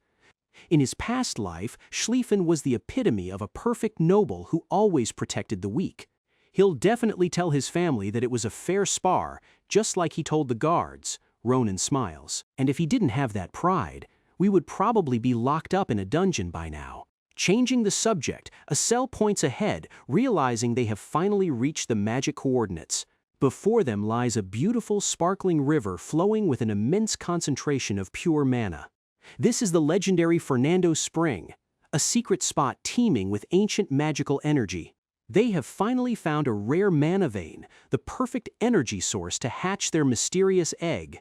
Near a mana vein, even a simple rock turns into a rare gem, and weeds become miraculous medicine. Ronan looks at his reflection, deeply impressed by how generous the professor was to share this spot. He recalls the Werlian handing over the scroll, realizing this is a priceless treasure map. Asel looks at his hands, feeling such a dense concentration of magic for the first time. With the endless mana around him, Asel can already tell his spells will be ridiculously overpowered. But as they prepare to settle down, Ronan notices a strange, intense vibration coming from his pocket. The cosmic egg is greedily drinking in the surrounding mana at an absolutely terrifying speed. Ronan chuckles, thinking it's a real shame Maria couldn't make it to this legendary magic oasis. Suddenly, the entire atmosphere shifts, and Azel's survival instincts instantly go on high alert. He nervously asks Ronan if he also feels the bizarre, suffocating silence of the forest. A magical hotspot like this is supposed to be absolutely teeming with creatures and nesting beasts. Even normal animals should be flocking here to enjoy the dense, life-giving magical energy. Yet, there isn't a single natural sound echoing through the trees. The woods are dead silent. Ronan deeply sniffs the cool breeze, his battle-hardened senses catching a familiar metallic scent. He curses himself, realizing he got way too complacent in an unfamiliar and dangerous territory. Why does this happen everywhere I go? Ronan sighs, while a worried Azel asks him what's wrong. Ronan immediately tells Asel to brace themselves, his focus sharpening as he prepares for a fight. Just a few yards away, the brutalized corpse of a massive white wolf monster lies in a pool of blood. The thick stench of slaughter hangs in the air, pointing toward a massive, illegal hunting operation. Azel trembles at the sight, while Ronan coldly asks him what he thinks is happening. With glowing gold eyes, Ronan realizes they aren't the only visitors who found this magic spring. A sudden cold gust of wind blows through the trees, signaling an immediate threat. Deep in the dark shadows of the canopy, a sharp, poison-tipped arrow gleams with a deadly light. 5 masked poachers emerge from the foliage, drawing their bows to silence the trespassers. In an instant, they unleash a lethal barrage of mana-infused arrows directly at the duo. Ronan's eyes flash blood red, reacting with godlike speed as he prepares to deflect the attack. His sword becomes a blur of pure steel, parrying every single projectile with flawless precision. Shattered arrowheads rain down onto the dirt as his defensive flurry easily nullifies the barrage. Ronan catches a glimpse of the unique arrowhead, and his mind immediately registers the design. He recalls a past conversation around a military campfire during his time in the disciplinary squad. A former poacher was boasting about a highly specialized, purple-tipped explosive arrowhead. The scout claimed these custom arrows were strong enough to obliterate a giant orc's skull. Back then, Ronan had only rolled his eyes, completely annoyed by the man's constant bragging. He told the loud idiot to shut up, reminding him that his brilliant arrows got him caught poaching. The poacher then revealed that the group behind the arrows was an elite, legendary hunting ring. They are the infamous bloodhounds of Caliboro, a group of ruthless black market killers. Ronan's eyes narrow as he realizes the exact same group of trash has crossed his path once again. He watches the broken arrows fall to his feet, a cold, predatory grin forming on his face. He tells Asel to find a safe hiding spot so he doesn't end up looking like a human pincushion. In a flash of pure speed, Ronan launches himself forward, kicking up a massive dirt shockwave. The hidden poachers gasp in utter disbelief, unable to comprehend how he deflected all their arrows. Ronan leaps off a tree trunk, closing the distance before they can even reload their bows. His blade slices through the foliage, terrifying the masked hunters with his monstrous speed. The lead poacher panics, screaming for his men to disperse and surround the crazy intruder. Ronan notices their quick reactions, realizing these guys are far more skilled than normal bandits. The poachers scatter into the trees, attempting to flank him from multiple directions at once. But instead of chasing them, Ronin abruptly stops, planting his foot firmly on a tree branch. "Hold on, stop your attacks! Can't you even recognize your own allies?"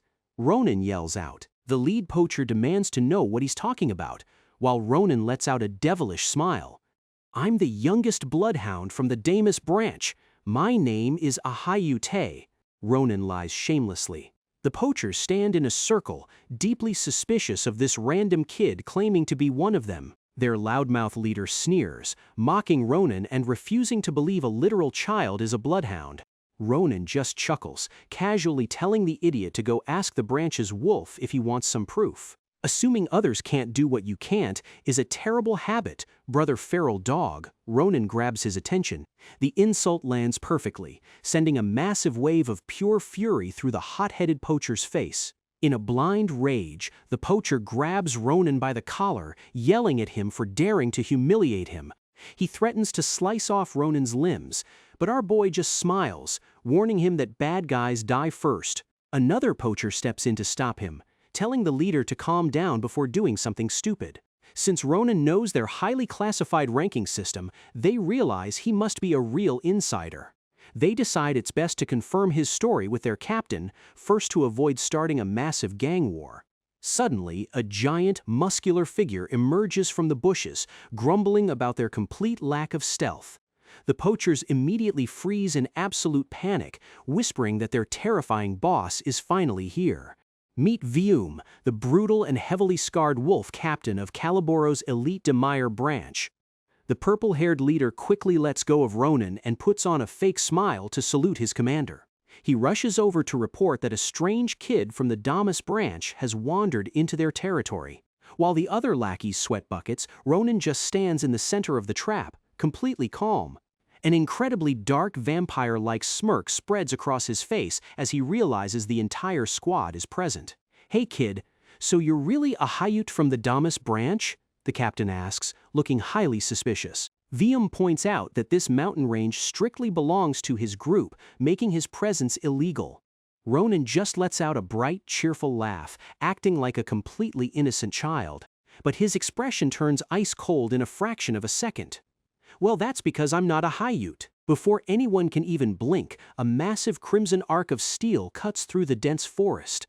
Two masked poachers are instantly decapitated, their heads flying off in a grotesque spray of blood. Ronin smiles warmly at the horrified survivors, admitting he just used the most hated name he knew. After all, it's the perfect cover when you want to lure out a bunch of disgusting poachers, he grins.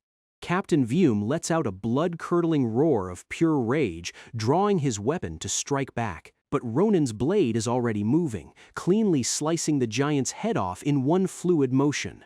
The massive scarred head lands on the dirt with a wet thud, leaving the last survivor shaking in terror. Ronin slowly rests his bloody sword on his shoulder, walking up to the trembling purple-haired poacher. "I told you, didn't I? People like you always have a terrible, painful ending," Ronin whispers. The surviving poacher stares down at his bloody hand, realizing Ronin just sliced all his fingers off. He collapses to his knees, screaming in agonizing pain while Ronin just watches him with zero pity. Ronin casually tosses a blank parchment scroll at him, telling him to get a grip if he wants to live. "You are going to write down the exact coordinates of every single Caliboro branch you know of." The crying poacher hesitates, but Ronin's blade slowly glides across the side of his neck. Emitting a terrifying, demonic red aura, Ronin threatens to end his miserable life on the spot. The poacher begs for mercy, crying that he has no ink, but Ronin tells him he already made him a pen. "The pen is right there on your right hand." Ronin smiles, gesturing to the bleeding finger stumps. Sometime later, Ronin sits on a mossy rock, analyzing a map beautifully drawn in fresh, dark blood. Shivering and weeping, the poacher asks if he will finally spare his life as promised. Ronin slowly stands up, reaching for his sword with a completely expressionless face. The poacher's eyes widen in absolute, paralyzing horror as he realizes what is coming next. A clean, single flash of light cuts through the darkness of the dense woods. "Of course not," Ronan mutters coldly, standing over the final corpse drenched in fresh blood. As the beautiful golden sunset paints the sky, a loud, violent vomiting sound echoes nearby. Poor Azel is leaning against a tree throwing up his guts, completely traumatized by the carnage. Ronan just sighs at him, telling him to stop overreacting since he warned him to prepare himself. Wiping his mouth, Azel sadly mutters that this level of sheer cruelty is just a bit too much. They look over at the clearing, where a mountain of slaughtered animal corpses is piled high. It's a truly horrifying scene, showing the devastating extent of Caliboro's illegal operations. Ronan points at the massive mountain of dead animals, declaring that letting these monsters live is a crime. Azel trembles, but Ronan casually reminds him that these poachers were wanted criminals who had to die. However, there is still one major, highly unfortunate problem they need to worry about right now. If their zoologist friend Professor Varen ever found out about this horrific illegal beast slaughter, the kind-hearted werelion would be absolutely devastated, especially seeing rare species butchered. Suddenly, as Azel suggests heading back, a bizarre, violent twitching starts inside Ronan's pocket. Ronan looks down in absolute confusion, noticing the pouch on his waist is shaking like crazy. He reaches in to grab the egg, while Azel nervously asks what is going on with the mysterious object. Azel gasps in sheer terror, pointing at something behind them with a trembling finger. Ronan turns around with the glowing purple egg, totally oblivious to the madness unfolding behind him. In a split second, Ronan's eye widens as he notices the entire clearing starting to warp and glow. Giant glowing bubbles of blood begin to float up from the massive pile of slaughtered beasts. A massive, swirling crimson vortex of life energy rises into the air, completely blocking out the sun. The floating drops of blood hover weightlessly, creating an incredibly eerie and beautiful scene. Suddenly, the massive torrent of blood turns into a swirling tide, rushing straight toward the duo. Azel screams in pure terror, while Ronan draws his blade, completely baffled by this bizarre event. But instead of attacking them, the vast ocean of blood begins to get sucked directly into the egg. The mysterious egg absorbs the life force of hundreds of beasts, glowing with a blinding pink light. A magnificent vortex of cosmic and blood energy swirls around it, defying all laws of magic. Azel clings to Ronan in fear, but our boy honestly has absolutely no idea what is happening either. He lets out a sharp grin, realizing that this insanely chaotic event is actually a massive blessing. Whatever is inside this egg, it is definitely not going to be some average, ordinary creature, he smirks. The remaining drops of blood splash away, leaving the forest floor completely clean and quiet. The cosmic purple egg now floats gracefully in the air, bathed in a holy beam of bright sunlight. Azel nervously asks if the madness is finally over, and Ronan slowly nods, staring at the orb. But as they watch, a loud cracking sound echoes, and a sudden fracture splits the glowing shell. Web-like cracks instantly spread across the entire surface of the egg, releasing a bright white light. Azel gasps in shock as the shell crumbles, while Ronan smiles, eagerly waiting for it to finally hatch. Yes, it's finally time to see what kind of legendary, overpowered beast is inside. Ronan cheers. He steps closer with a giant grin, ready to welcome his new, incredibly valuable companion. Bam! Out of nowhere, the newborn creature delivers a violent, high-speed headbutt straight to his nose. Ronan clutches his bleeding face in absolute agony, completely stunned by the violent welcome. He looks down at his hand, spotting a tiny, dark, winged claw stretching out from the broken shell. A cute, bat-like baby dragon with big red eyes and large ears happily flutters its wings and chirps. Chibi Ronan sweat drops, realizing that no matter how he looks at this thing, it's definitely not a bird. Azel points out that it looks exactly like a legendary dragon from the ancient magic books. Ronan wonders what kind of insane taboo mana this egg absorbed to hatch into a literal baby dragon. The adorable creature happily nuzzles Ronan's finger, letting out a soft, affectionate chirp. But Ronan is still fuming, yelling at the baby for throwing a violent sucker punch on its first day. Suddenly, a brilliant blue magic circle manifests over the baby dragon's glowing red eyes. A warm, soothing light wraps around Ronan's face, catching both of them completely off guard.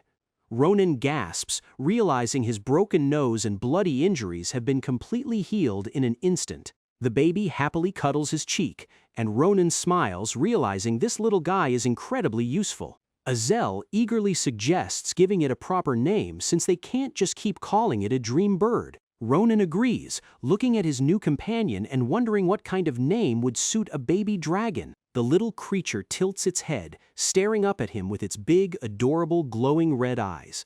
Suddenly, its eyes narrow and it lets out a loud defensive screech before flying away in a flash. Azel is confused by the sudden escape, but Ronan smirks, realizing the baby just sensed an enemy. Deep in the woods, a panicked pair of boots sprints frantically across the muddy forest floor. An errand boy from the Demire branch runs for his absolute life, screaming in sheer, unadulterated terror. Back at the clearing, Balraus the poacher returns from his errand and immediately panics. He stares at the bloody aftermath, horrified to find his entire elite squad slaughtered. He looks at the massive crimson vortex, his mind completely broken by the surreal scene. Shaking with pure terror, the errand boy turns around and begins to flee for his life. But a screech echoes from the skies as a small, dark shadow dives straight toward him. In his desperate panic to escape, Balraus trips over a tree root and crashes down. He groans in pain, helplessly crawling as the tiny monster corners him on the ground. The cute but deadly creature lands near him, letting out a deceptively adorable chirp. In a flash, the baby dragon attacks, aggressively biting his leg to draw out his blood. Balraus screams in agony, watching his blood fly into the air as the beast drinks it. Just as he begs for his life, a slow, heavy set of footsteps approaches the clearing. That's enough. A cold, familiar voice commands, immediately halting the baby dragon. Ronan walks up with Azel, telling the creature to stop before it actually kills him. Azel is surprised to hear the name Sita, and Ronan reveals he already had it in mind. Ronan happily cradles Sita, while the trembling poacher wonders who this kid really is. Balraus recognizes Ronan from earlier, realizing he is the owner of this bloody demon. Ronan looks down, asking the trembling errand boy if he's all right with a cold stare. Believing he is saved, Balraus cries tears of gratitude, thanking Ronan repeatedly. But his relief is short-lived as a terrifying cold realization suddenly hits his brain. He asks how Ronan knows his name, only to find a sharp blade pointed straight at his throat. A suffocating silence fills the air as Balraus realizes he just walked into a nightmare. Ronan recalls their past life meeting, remembering how chatty the poacher used to be. The poacher is baffled, wondering how a random kid knows about his secret illegal gang. Ronan tells him that his low rank doesn't matter, since he has a special job for him. He flashes a deceptive, closing-eyed smile, warning him that this definitely isn't a favor. Sometime later, the grand and majestic spires of Philion Academy glow under the moonlight. Back in the city, Ronan happily flips some shiny gold coins, pleased with their massive earnings. He walks down the street with Azel and Sita, feeling great about their sudden fortune. He laughs, recalling his joke about spring water turning into gold, which actually came true. He remembers Maria's merchant father going absolutely crazy over the rare magic water sample. Thanks to that merchant, they are officially rich and don't have to worry about money at all. They try to visit Professor Varon to thank him, but find a business trip sign on his door. Regardless, Ronan is pleased with the maps and information he forced Balraus to write down. He knows the terrified poacher won't dare to lie after the brutal lesson he received. The sheer terror Ronan instilled ensured complete obedience from the remaining bloodhound. Azel asks what he plans to do with all this money, since the academy covers his fees anyway.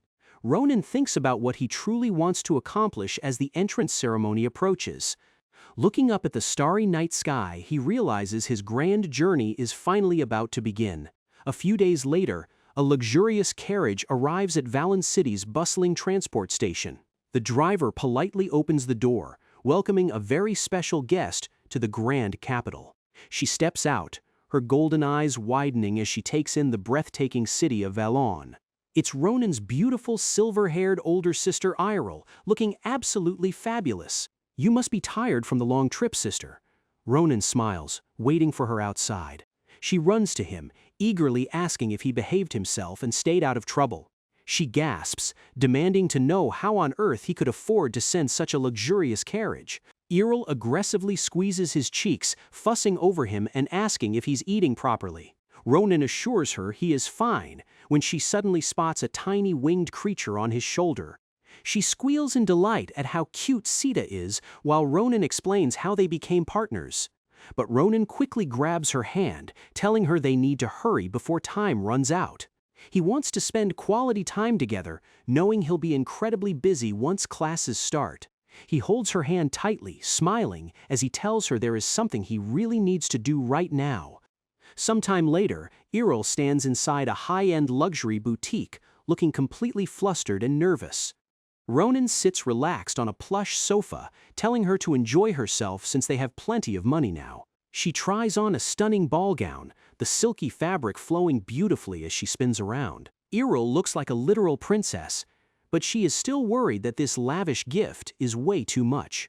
But Ronan ignores her protests, casually ordering the shopkeeper to pack up everything they selected. Errol gasps in pure shock at the massive pile of luxury gift boxes, but Ronan says it's still not enough.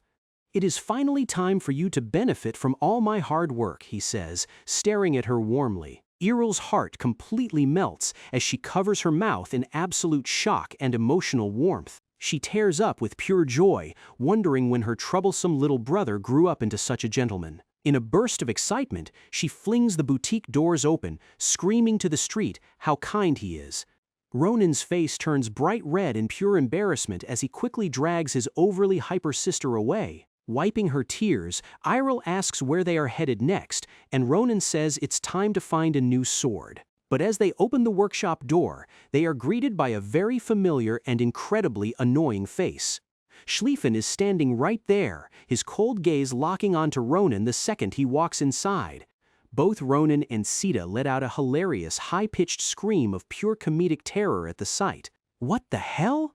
Are you stalker?" Ronan yells, while Schlieffen calmly explains his sword is broken. The future sword saint claims he was just waiting around after coincidentally spotting him on the street. Ronan calls him a crazy stalker, refusing to take the blame for breaking his precious weapon. "You're blaming me? Look at the state of my sword," Ronan snaps, drawing his own cracked blade. They get right in each other's faces, sparking a tense standoff over who has the more defective weapon. But before a rematch can start, Errol leaps between them, furiously scolding Ronan for his foul mouth. Ronan tries to defend himself, but his sister immediately shuts him down with a stern pointing finger. She turns to Schlieffen with a sweet smile, apologizing for her troublesome brother's bad behavior.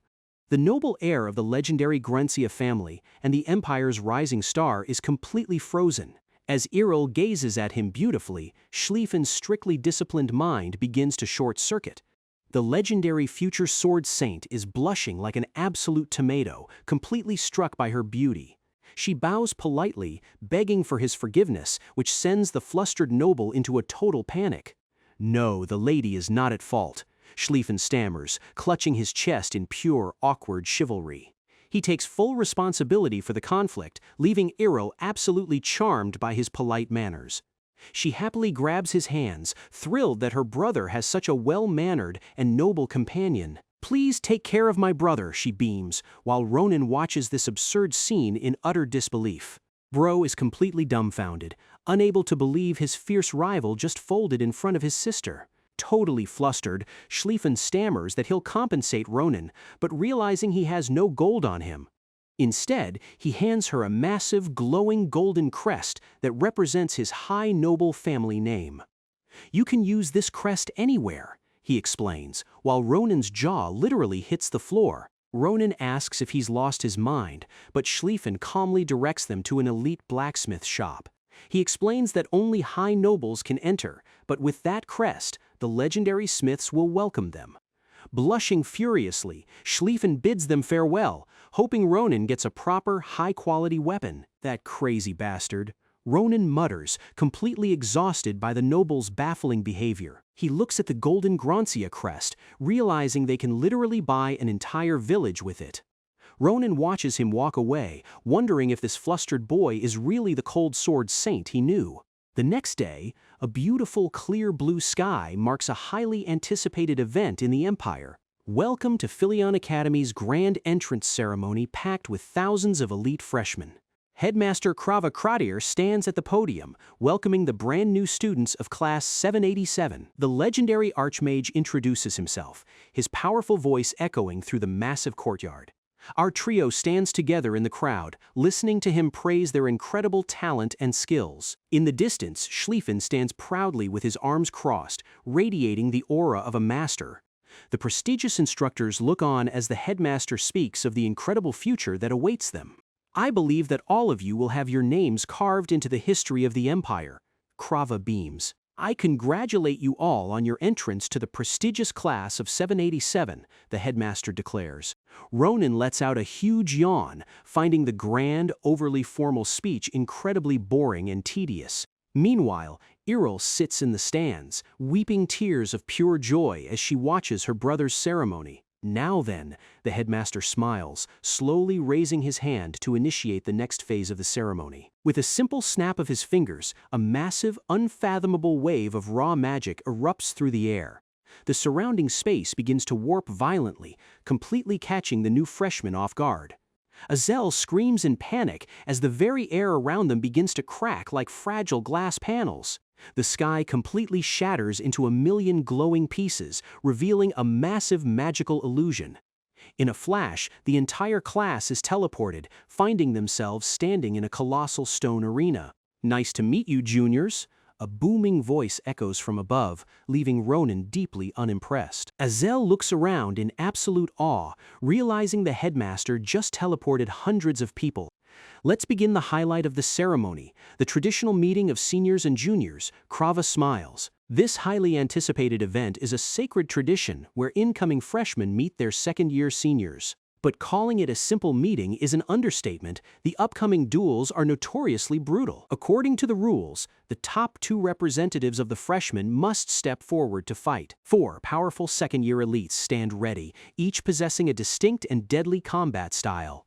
The freshman representatives must face one of these elite second years in a one-on-one duel. The headmaster explains that this event is a crucial test, closely watched by all the instructors. It is designed for both classes to discover each other's weaknesses and grow through fierce competition.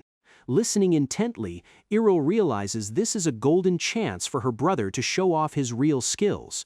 Of course, the freshmen are free to choose their opponents or even decline the duel entirely, Krava adds.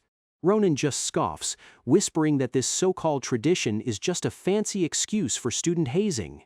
The top 2 sophomores, Nazdo and Braum, look down at the freshmen with absolute smug confidence. They are joined by Irina and Karun, all eager to humiliate the genius newcomers, especially Ronan. Braum, the muscle-brained giant, laughs crazily, declaring he can't wait to crush these cocky freshmen. Ronan looks at his sister in the stands, realizing this is the perfect chance to show her his real power. He also wants to demonstrate his incredible companionship with his rival, Schlieffen, to ease her mind. The headmaster gives the signal, officially permitting the freshmen to choose their opponent. Ronan calmly raises his hand, politely asking the headmaster if he can make a quick suggestion. He steps forward, his voice echoing clearly across the entire colossal stone gladiator arena. "Since we are free to choose, I would highly prefer to be taught by my respectable seniors."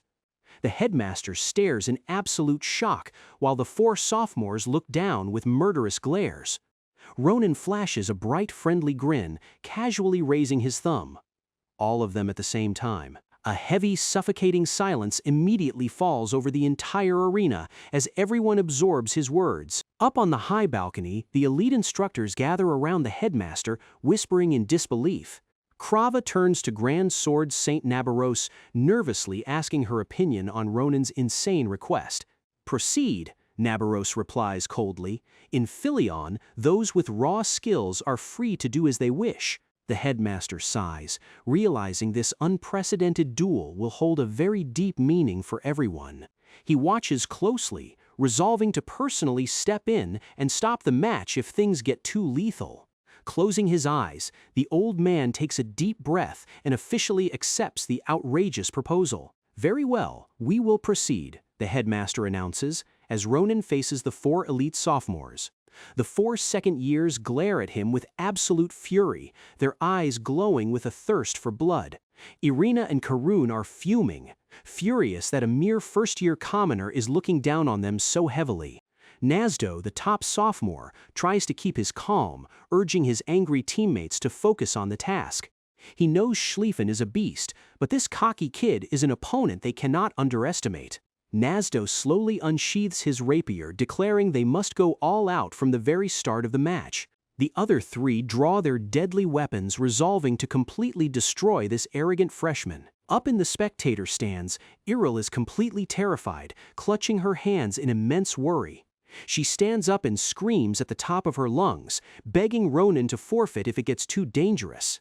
Ronin turns back and waves with a gentle, reassuring smile, telling his sister not to worry at all.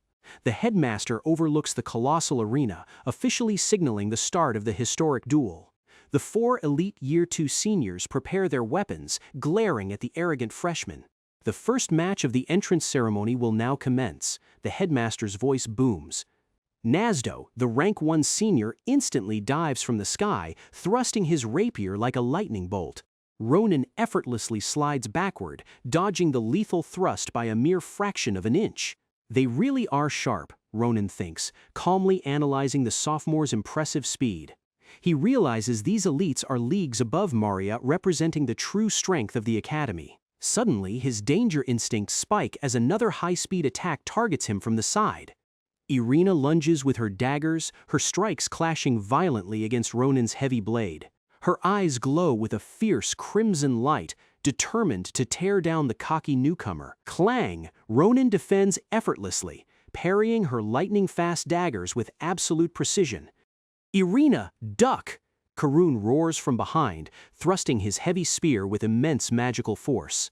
Irina quickly drops low, allowing the lethal spearhead to fly directly toward Ronin's throat. The sharp spear tip flies dangerously close, but Ronin's expression remains completely relaxed. He cleanly deflects the spearhead in a massive flash of blue light, admiring their clean teamwork. Ronin slides backward across the sandy arena floor, easily maintaining his perfect balance. His glowing golden eyes lock onto the massive threat currently descending upon him from above. Braum, the muscle-brained giant, leaps high into the air, holding his massive greatsword. "Why are you holding back, Ronin?" the giant demands, his shadow completely looming over our boy. He slams his colossal sword down with monstrous force, aiming to crush Ronin into a bloody pulp. Ronin easily sidesteps the crushing blow, dodging the giant's ultimate finishing attack. He notices how fluidly the 4 seniors coordinate their attacks, pushing him to a high level. The entire elite sophomore squad launches an all-out coordinated assault from every angle. Their heavy weapons strike the sand simultaneously, kicking up a massive cloud of dust. Braum's massive blade completely shatters the stone floor, but Ronin is nowhere to be found. The seniors look around in sheer panic, completely losing track of Ronin's monstrous speed. How is a mere freshman this fast? Irina gasps, her heart pounding with a sudden wave of dread. Multiple bright white slashes cut through the air as Ronin effortlessly bypasses their defense. Shattered pieces of high-grade metal fly through the air, sparkling under the bright sun. Braum groans as his massive greatsword is completely obliterated, leaving only the broken hilt. Ronin looks back with a smug, highly punchable grin, completely unbothered by their reputation. "Wow, you really are tough." Braum grinds his teeth, his pride completely shattered by the kid. He claims he should have crushed Ronin's fighting spirit, but our boy only chuckles in response. "I shall remain considerate until the end then," Ronin smiles, his gaze suddenly turning cold. He slides into a distinct legendary stance, raising his sword to deliver the final strike. Braum's eyes widen in sheer, paralyzing horror as he instantly recognizes the unique posture. Ronin's golden eyes gleam with a deadly light, his focus locked onto the terrified sophomores. A ghostly silhouette of Grand Sword Saint Neberos appears behind him, mimicking his exact stance. With a sharp, vampire-like smirk, Ronin prepares to unleash her signature legendary technique. Boom! Ronin unleashes the devastating slash, cutting through all 4 elite seniors in a flash. Nasdo's legendary rapier completely shatters into tiny pieces as the shockwave blasts them back. The dust slowly settles as Ronin calmly sheathes his sword, standing victorious in the center. "I've learned a lot from this, respectable seniors," Ronin grins, looking at his defeated opponents. The broken remains of their weapons fall to the arena dirt, marking a complete, absolute defeat. The entire colossal arena falls into a heavy, dead silence, completely stunned by the outcome. Up on the VIP balcony, Errol stands completely frozen, her jaw practically hitting the floor. The rest of the spectators stare in absolute breathless shock, unable to comprehend the flex. Suddenly, the arena erupts into deafening cheers for the monstrous, overpowered freshman. The defeated sophomores stand in a daze, looking at their broken swords in complete disbelief. "That was so one-sided. I'm not even mad about losing." Nasdo sighs with a weak, defeated smile. The crowd stares at Ronin, completely baffled as they wonder where this monster even came from. He sheathes his heavy iron sword, standing calmly in the center of the arena like a true predator.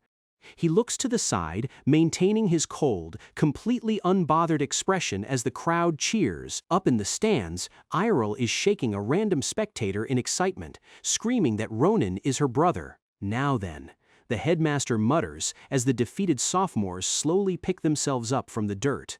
Nasdo sighs, walking up to his beaten teammates and commending them for their hard work. Ronin steps forward, bowing politely and thanking them for a great educational sparring match. He acts humble, putting his hand on his chest and claiming their massive strength was unimaginable. Maria and Azel look completely dumbfounded, wondering if Ronin ate something bad to act this polite. He bows deeply, apologizing for his previous rudeness and asking them for more guidance in the future. The seniors stare in absolute stunned silence, completely caught off guard by his sudden politeness. Brown bursts into a hearty laugh, patting his team and praising Ronin for being both strong and polite. He grabs Ronin's shoulder, telling him there is absolutely no need to be so humble after a fair victory. He lifts Ronin's hand into the air like a true champion, declaring this is what a real student looks like. Ronin just smiles awkwardly, realizing this giant is way too loud and enthusiastic for his own good. Seeing him act so polite, Errol cries happy tears, while Ronin is pleased his fake manners worked. Up on the high balcony, a mysterious figure watches the celebration, letting out a soft hum. "What an interesting boy," she whispers, a wickedly beautiful smile playing on her lips. Night falls over the academy as the grand illuminated banquet hall opens its doors to the freshmen. The long tables are piled high with glistening, perfectly cooked steaks and luxurious desserts. The newly admitted students chat happily, celebrating their successful entrance into the academy.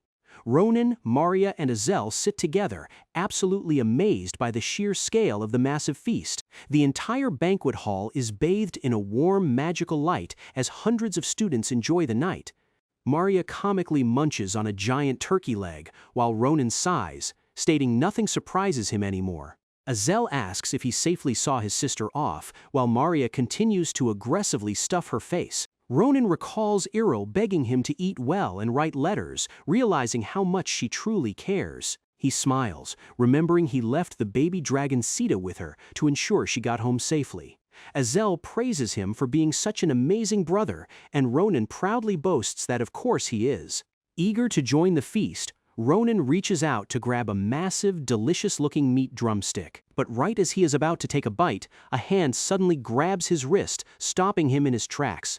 He looks up to find Schlieffen standing right beside him, staring with an intensely serious expression. "What is wrong with you?" Ronin screams, slamming his meat down and shattering his plate in pure rage. Ronin demands to know what he wants, while Schlieffen calmly states he is here for something important. Schlieffen pulls out a notepad, asking where Errol lives and how far her journey back home is. Ronin is completely disgusted as the noble starts writing down questions about the road's security. "I assume you hired a mercenary army to escort her?" Schlieffen asks with absolute seriousness. "I did, you crazy bastard," Ronin screams. "They are literally way stronger than you." He tells him nothing will happen unless a random wyvern attacks, hoping he will finally shut up. But Schlieffen panics comically. grabbing Ronan and yelling that a wyvern attack is a fatal threat. "Why do you even care about my sister? Are you her husband?" Ronan roars, pointing his finger. Schlieffen flinches, blushing furiously as he struggles to find a proper, noble response. He stammers that he is merely worried about a lady, claiming it is his strict duty as a knight. But before their argument can escalate, a beautiful purple-haired girl calmly walks past their table. "Oh ho, what an interesting scene," she chuckles, her smug grin dripping with pure amusement. She stops, mocking Schlieffen for being so unusually chatty with a mere commoner freshman. Schlieffen turns around, his eyes narrowing as he coldly asks what business she has with them. Meet Elizabeth Akalusha, a prestigious noble and the undisputed top freshman of the magic class. She flashes a sweet, highly deceptive smile, telling Schlieffen not to flatter himself. Her eyes flash with a brilliant, glowing purple light, radiating an immense magical pressure. She stares past the noble, locking her gaze directly on Ronan. "Because I am only interested in him." Ronan points at himself, completely caught off guard by the top magic student's sudden interest. He looks over at his rival, while Schlieffen remains completely silent, wearing a cold, annoyed expression. Schlieffen sighs deeply, muttering that this must be yet another one of her twisted, evil hobbies. He turns his back on them, coldly stating that he is finished here and they can do as they please. Schlieffen walks away, his rigid posture radiating a heavy, deeply irritated energy. Ronan tells him to screw off, while Schlieffen mutters about sending Grantia guards to protect Errol. Azel nervously tugs on Ronan's sleeve, trembling as he looks at the powerful magic student. He frantically tries to warn Ronan about her, but Ronan tells him there is no need to explain. Ronan knows exactly who she is, recalling her terrifying display of magic during the exam. Flashbacks show Elizabeth using her staff to completely obliterate another student with purple magic. Her eyes glowed with a demonic pink light as she ruthlessly crushed anyone who dared to stand in her way. She easily produced massive magic explosions, proving her power was on a completely different level. "Those who bear their claws need to be taught a lesson," she had smiled, enjoying the absolute dominance. Back in the present, Ronan crosses his arms and bluntly asks her what she actually wants from him. Elizabeth steps closer, her boots clicking on the floor, as she admits she was highly impressed by his talent. She flashes a smug, knowing grin, her glowing purple eyes locking onto him with intense curiosity. Reaching into her uniform, she tells him she's here to make an offer he absolutely cannot refuse. She holds out a glowing purple crest, calling it an offer a mere commoner could never even dream of. Ronan's eyes widen as he recognizes the shining, mirror-like purple emblem in her hand. He immediately realizes what it is, an official invitation to join the legendary Akalusha family. Unlike other noble houses that prioritize bloodlines, the Akalusius care only about raw, peak talent. This strict meritocracy allowed them to debut legendary figures and become a main pillar of the empire. To those with supreme potential, they offer a golden chance to be adopted directly into their family. And this glowing purple crest is the ultimate symbol of that life-changing, prestigious opportunity. Ronan casually asks if she's allowed to just hand this out, and she grins knowing he recognized it. He quickly plays it cool, lying that he only heard about it from some random person on the street. But as he stares at the crest, his mind immediately flashes back to a deeply emotional past memory. He remembers sitting by a quiet campfire in his past life, talking with a very special person. In his memory, she was holding the exact same Akalusha invitation, explaining its immense value. Past Ronan had asked if a lowly peasant like him could actually join such a legendary family. She had smiled warmly, revealing her identity as Grand Commander Adeshan Akalusha of the front lines. She explained that he would have to pass the family's test, but a true genius could easily succeed. She told him to make up for his sins in the war, promising he would receive his own invitation soon. Past Ronan had flinched, deeply touched and motivated by her unwavering faith in his abilities. "Because I think you are incredibly talented." She had smiled, her warm words etched into his soul. Back in the present, Ronan stares at the glowing medal in silence, overwhelmed by nostalgic grief. Elizabeth tells him to make a wise choice, believing she doesn't need to explain its worth any further. She turns to walk away, warning him that if a beast mingles with sheep for too long, it becomes one. She looks back with a smug, highly arrogant grin, confident that he will eventually accept her offer. She departs with her elite group, leaving a highly suffocating aura of noble authority behind. Azel lets out a massive sigh of relief, muttering about how self-centered elite geniuses always are.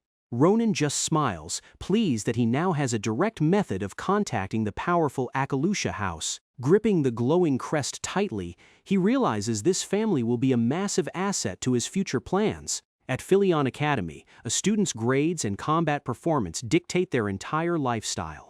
The most extreme and brutal example of this strict meritocracy is their highly segregated dorm system. Average students with decent grades are sent to Nedia Hall, a very clean and comfortable dorm. It features private rooms and high-grade cafeterias, offering everything a student could ever need. On the other hand, the bottom 30% of the class are assigned to the infamous Kratir Hall. And the first day at Kratir Hall always begins with the enraged, chaotic screams of noble students. "We are supposed to stay in this shabby log cabin?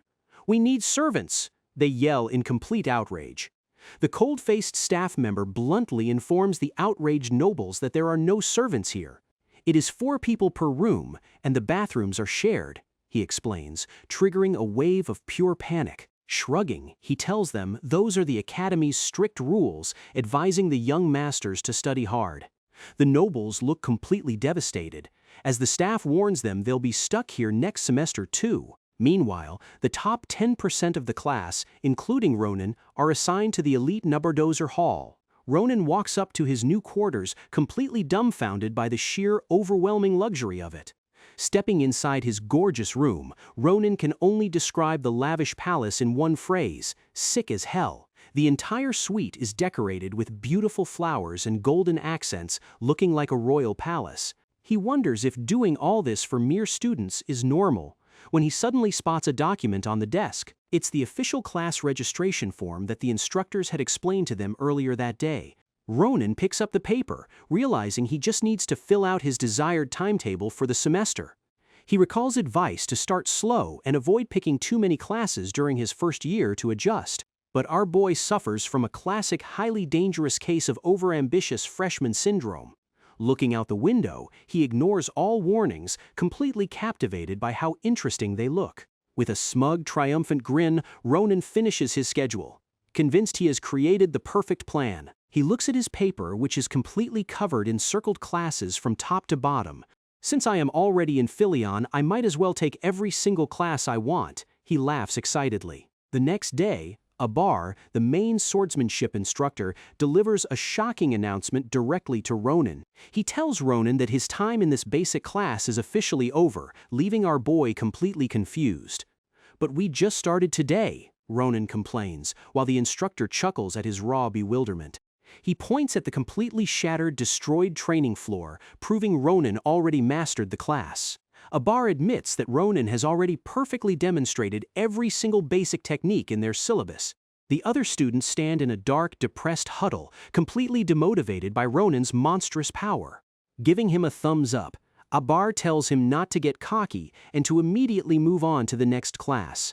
Sometime later, Ronan sits all alone on a grassy cliff at sunset, looking completely miserable. He clutches his knees, grumbling about how his first day at the academy turned out to be a total disaster. In his archery class, he easily shot a bullseye on his first try, leading the teacher to kick him out. The same thing happened in monster hunting, where he casually choked out a beast in a matter of seconds. "Every single practical class kicked me out on my very first day," Ronan yells in absolute frustration. Suddenly, a set of footsteps approaches, and a familiar voice asks why he isn't currently in class. Ronan looks up in surprise, his golden eyes widening as he recognizes the person standing behind him. He turns around and finds the legendary Grand Sword Saint Nabaros watching him with crossed arms. She flashes a rare, knowing smile, realizing he already completed all of his basic first-year classes. Ronan sighs, leaning on his sword and complaining about how boring the Academy's classes actually are. "I expected way more from Philion," Ronan grumbles, while Naboros says his quick success was expected. She recalls how easily he copied her complex technique, proving he is a true, once-in-a-generation genius. Nibiru smiles, declaring that as a Philion instructor, she cannot let such immense talent go to waste. Before Ronan can even ask what she means, she steps forward and reaches her hand out toward him. In a swift, unexpected motion, she grabs his sword hilt, promising to teach him a very valuable lesson. Ronan is caught off guard, yelling at her for suddenly snatching his heavy iron blade away. But in a fraction of a second, the entire clearing is illuminated by a brilliant, blinding green light. With one single swing, Naboros unleashes a colossal geyser of water and wind that tears up the river. Ronan stands frozen, drenched in water droplets as he stares at the sheer destruction in utter awe. She casually walks past him, tossing his sword aside and calling it a cheap, useless chunk of metal. The blade embeds itself deeply into the dirt as she declares that such garbage cannot be called a weapon. Ronan is completely speechless, realizing his favored heavy sword is absolutely nothing compared to her. Naboros stands in the dark shadows, slowly drawing her own legendary katana as the atmosphere grows heavy. "Watch closely," she commands, her slender hand gripping the hilt as the air begins to crackle with power. Ronan's eyes widen in pure, absolute shock and awe as he prepares to witness the power of a true master. With a swift, downward slash, she unleashes a colossal green arc of energy, tearing the earth apart. Ronan is swept away by the massive geyser of water, completely stunned by her incredible power. The colossal wave of water begins to rain down, drenching the entire clearing in a heavy downpour. The massive crystalline geyser slowly collapses, returning back to the rushing river below. Dripping wet, Ronan stands in complete silence, still trying to process the jaw-dropping attack. Naboros stands calmly in the rain, pointing her beautiful sword directly at Ronan's chest. "Do you finally understand now, Ronan?" she asks, her voice cutting through the sound of the rain.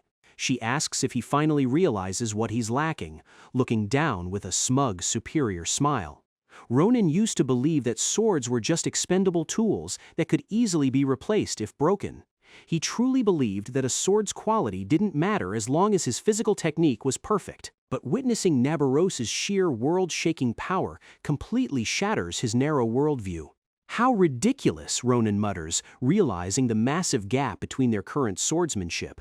He knows they both used the exact same basic slash, yet her strike was infinitely more devastating. It was the exact same move, but her perfect execution made her attack several levels stronger than his. A tiny difference in grip, breadth, and strength determines who lives and dies on a lethal battlefield.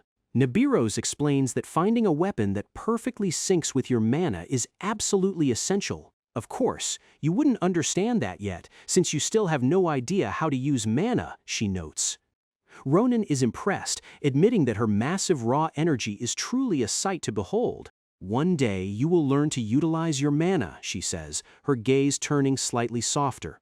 She tells him that once he unlocks that power, he will absolutely need a custom weapon of his own. Spotting his serious expression, Naboros can tell he is deeply reflecting on her valuable lesson. Suddenly, she catches him off guard, ordering him to attend her advanced classes from now on. He asks if a freshman is allowed, and she shrugs, stating she'll gladly make a special exception. "But instead of that cheap lump of steel, bring a proper weapon. That's my only condition," she warns. Back in the present, Ronan recalls her words, finally understanding why he needs a legendary sword.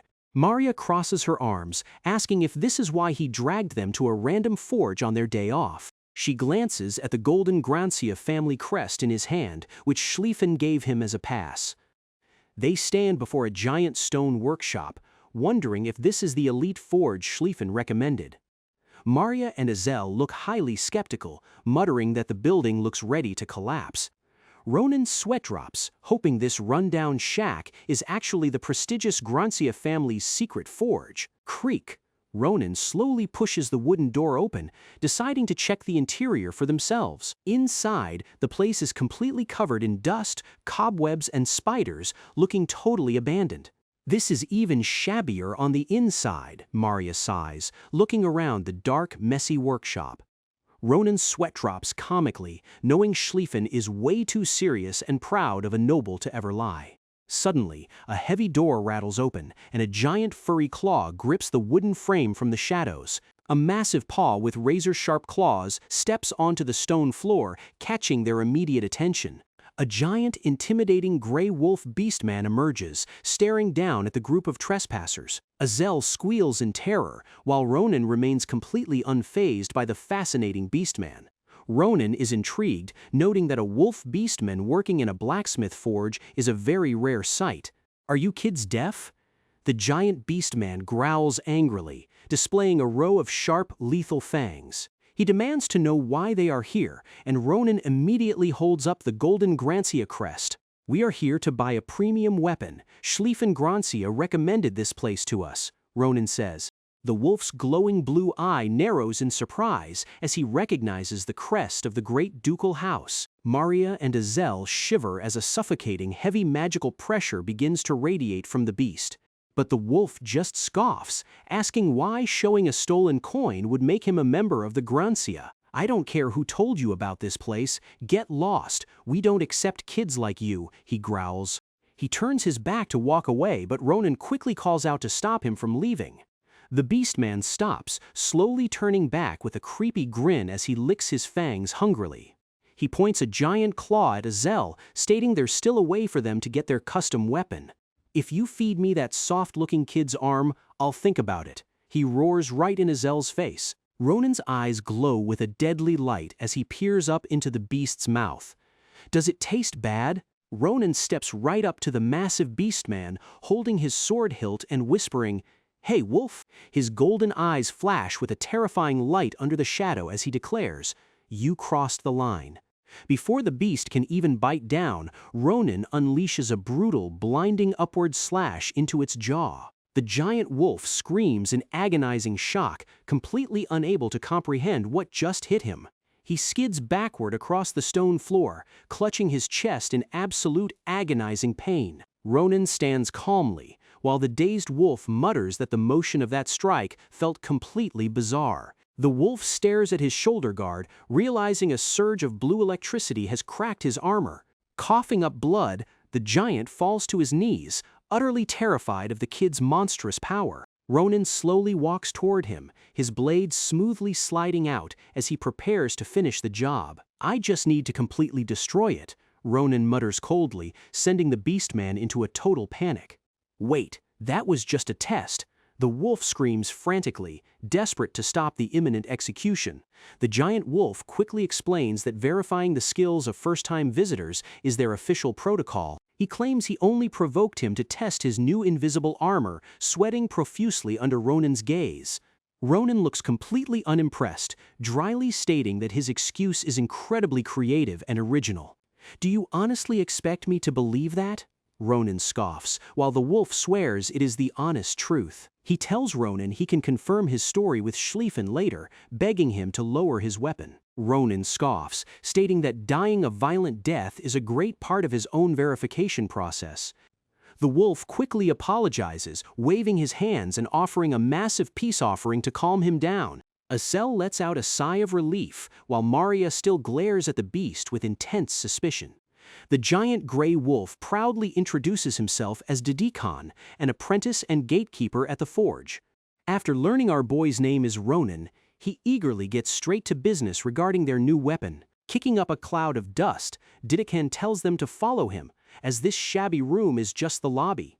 He leads them toward a giant stone archway, declaring that the real workspace lies deep underground. They enter a small, stone-walled chamber, where Didikon asks if everyone is ready to proceed. With a grin, he presses a hidden stone brick on the wall, telling them to brace themselves mentally. Massive metallic gears begin to grind and turn, echoing loudly throughout the stone shaft. Suddenly, the platform drops down like a stone, sending a jolt of panic through our young heroes. They plummet down the dark, massive elevator shaft, completely unable to see what lies at the bottom. Didikon laughs, explaining that this magic elevator is the fastest way to get to the actual forge. Ronan's eyes reflect a brilliant, shimmering orange light as they finally reach the bottom of the shaft. An entire subterranean fortress of fire and steel is revealed, the legendary forge, Grand Carpadoki. To think a place like this existed underground is ridiculous, Ronan mutters, completely blown away. Pleased with his reaction, Didikon smiles, promising to personally take him to their master craftsman. Ronan watches the glowing magma streams, his focus immediately shifting to the legendary weapons. Massive, thunderous hammer strikes echo through the cavern, signaling they are close to the furnace. They finally meet the master, a muscular, red-eyed dwarf pounding hot steel with godly precision.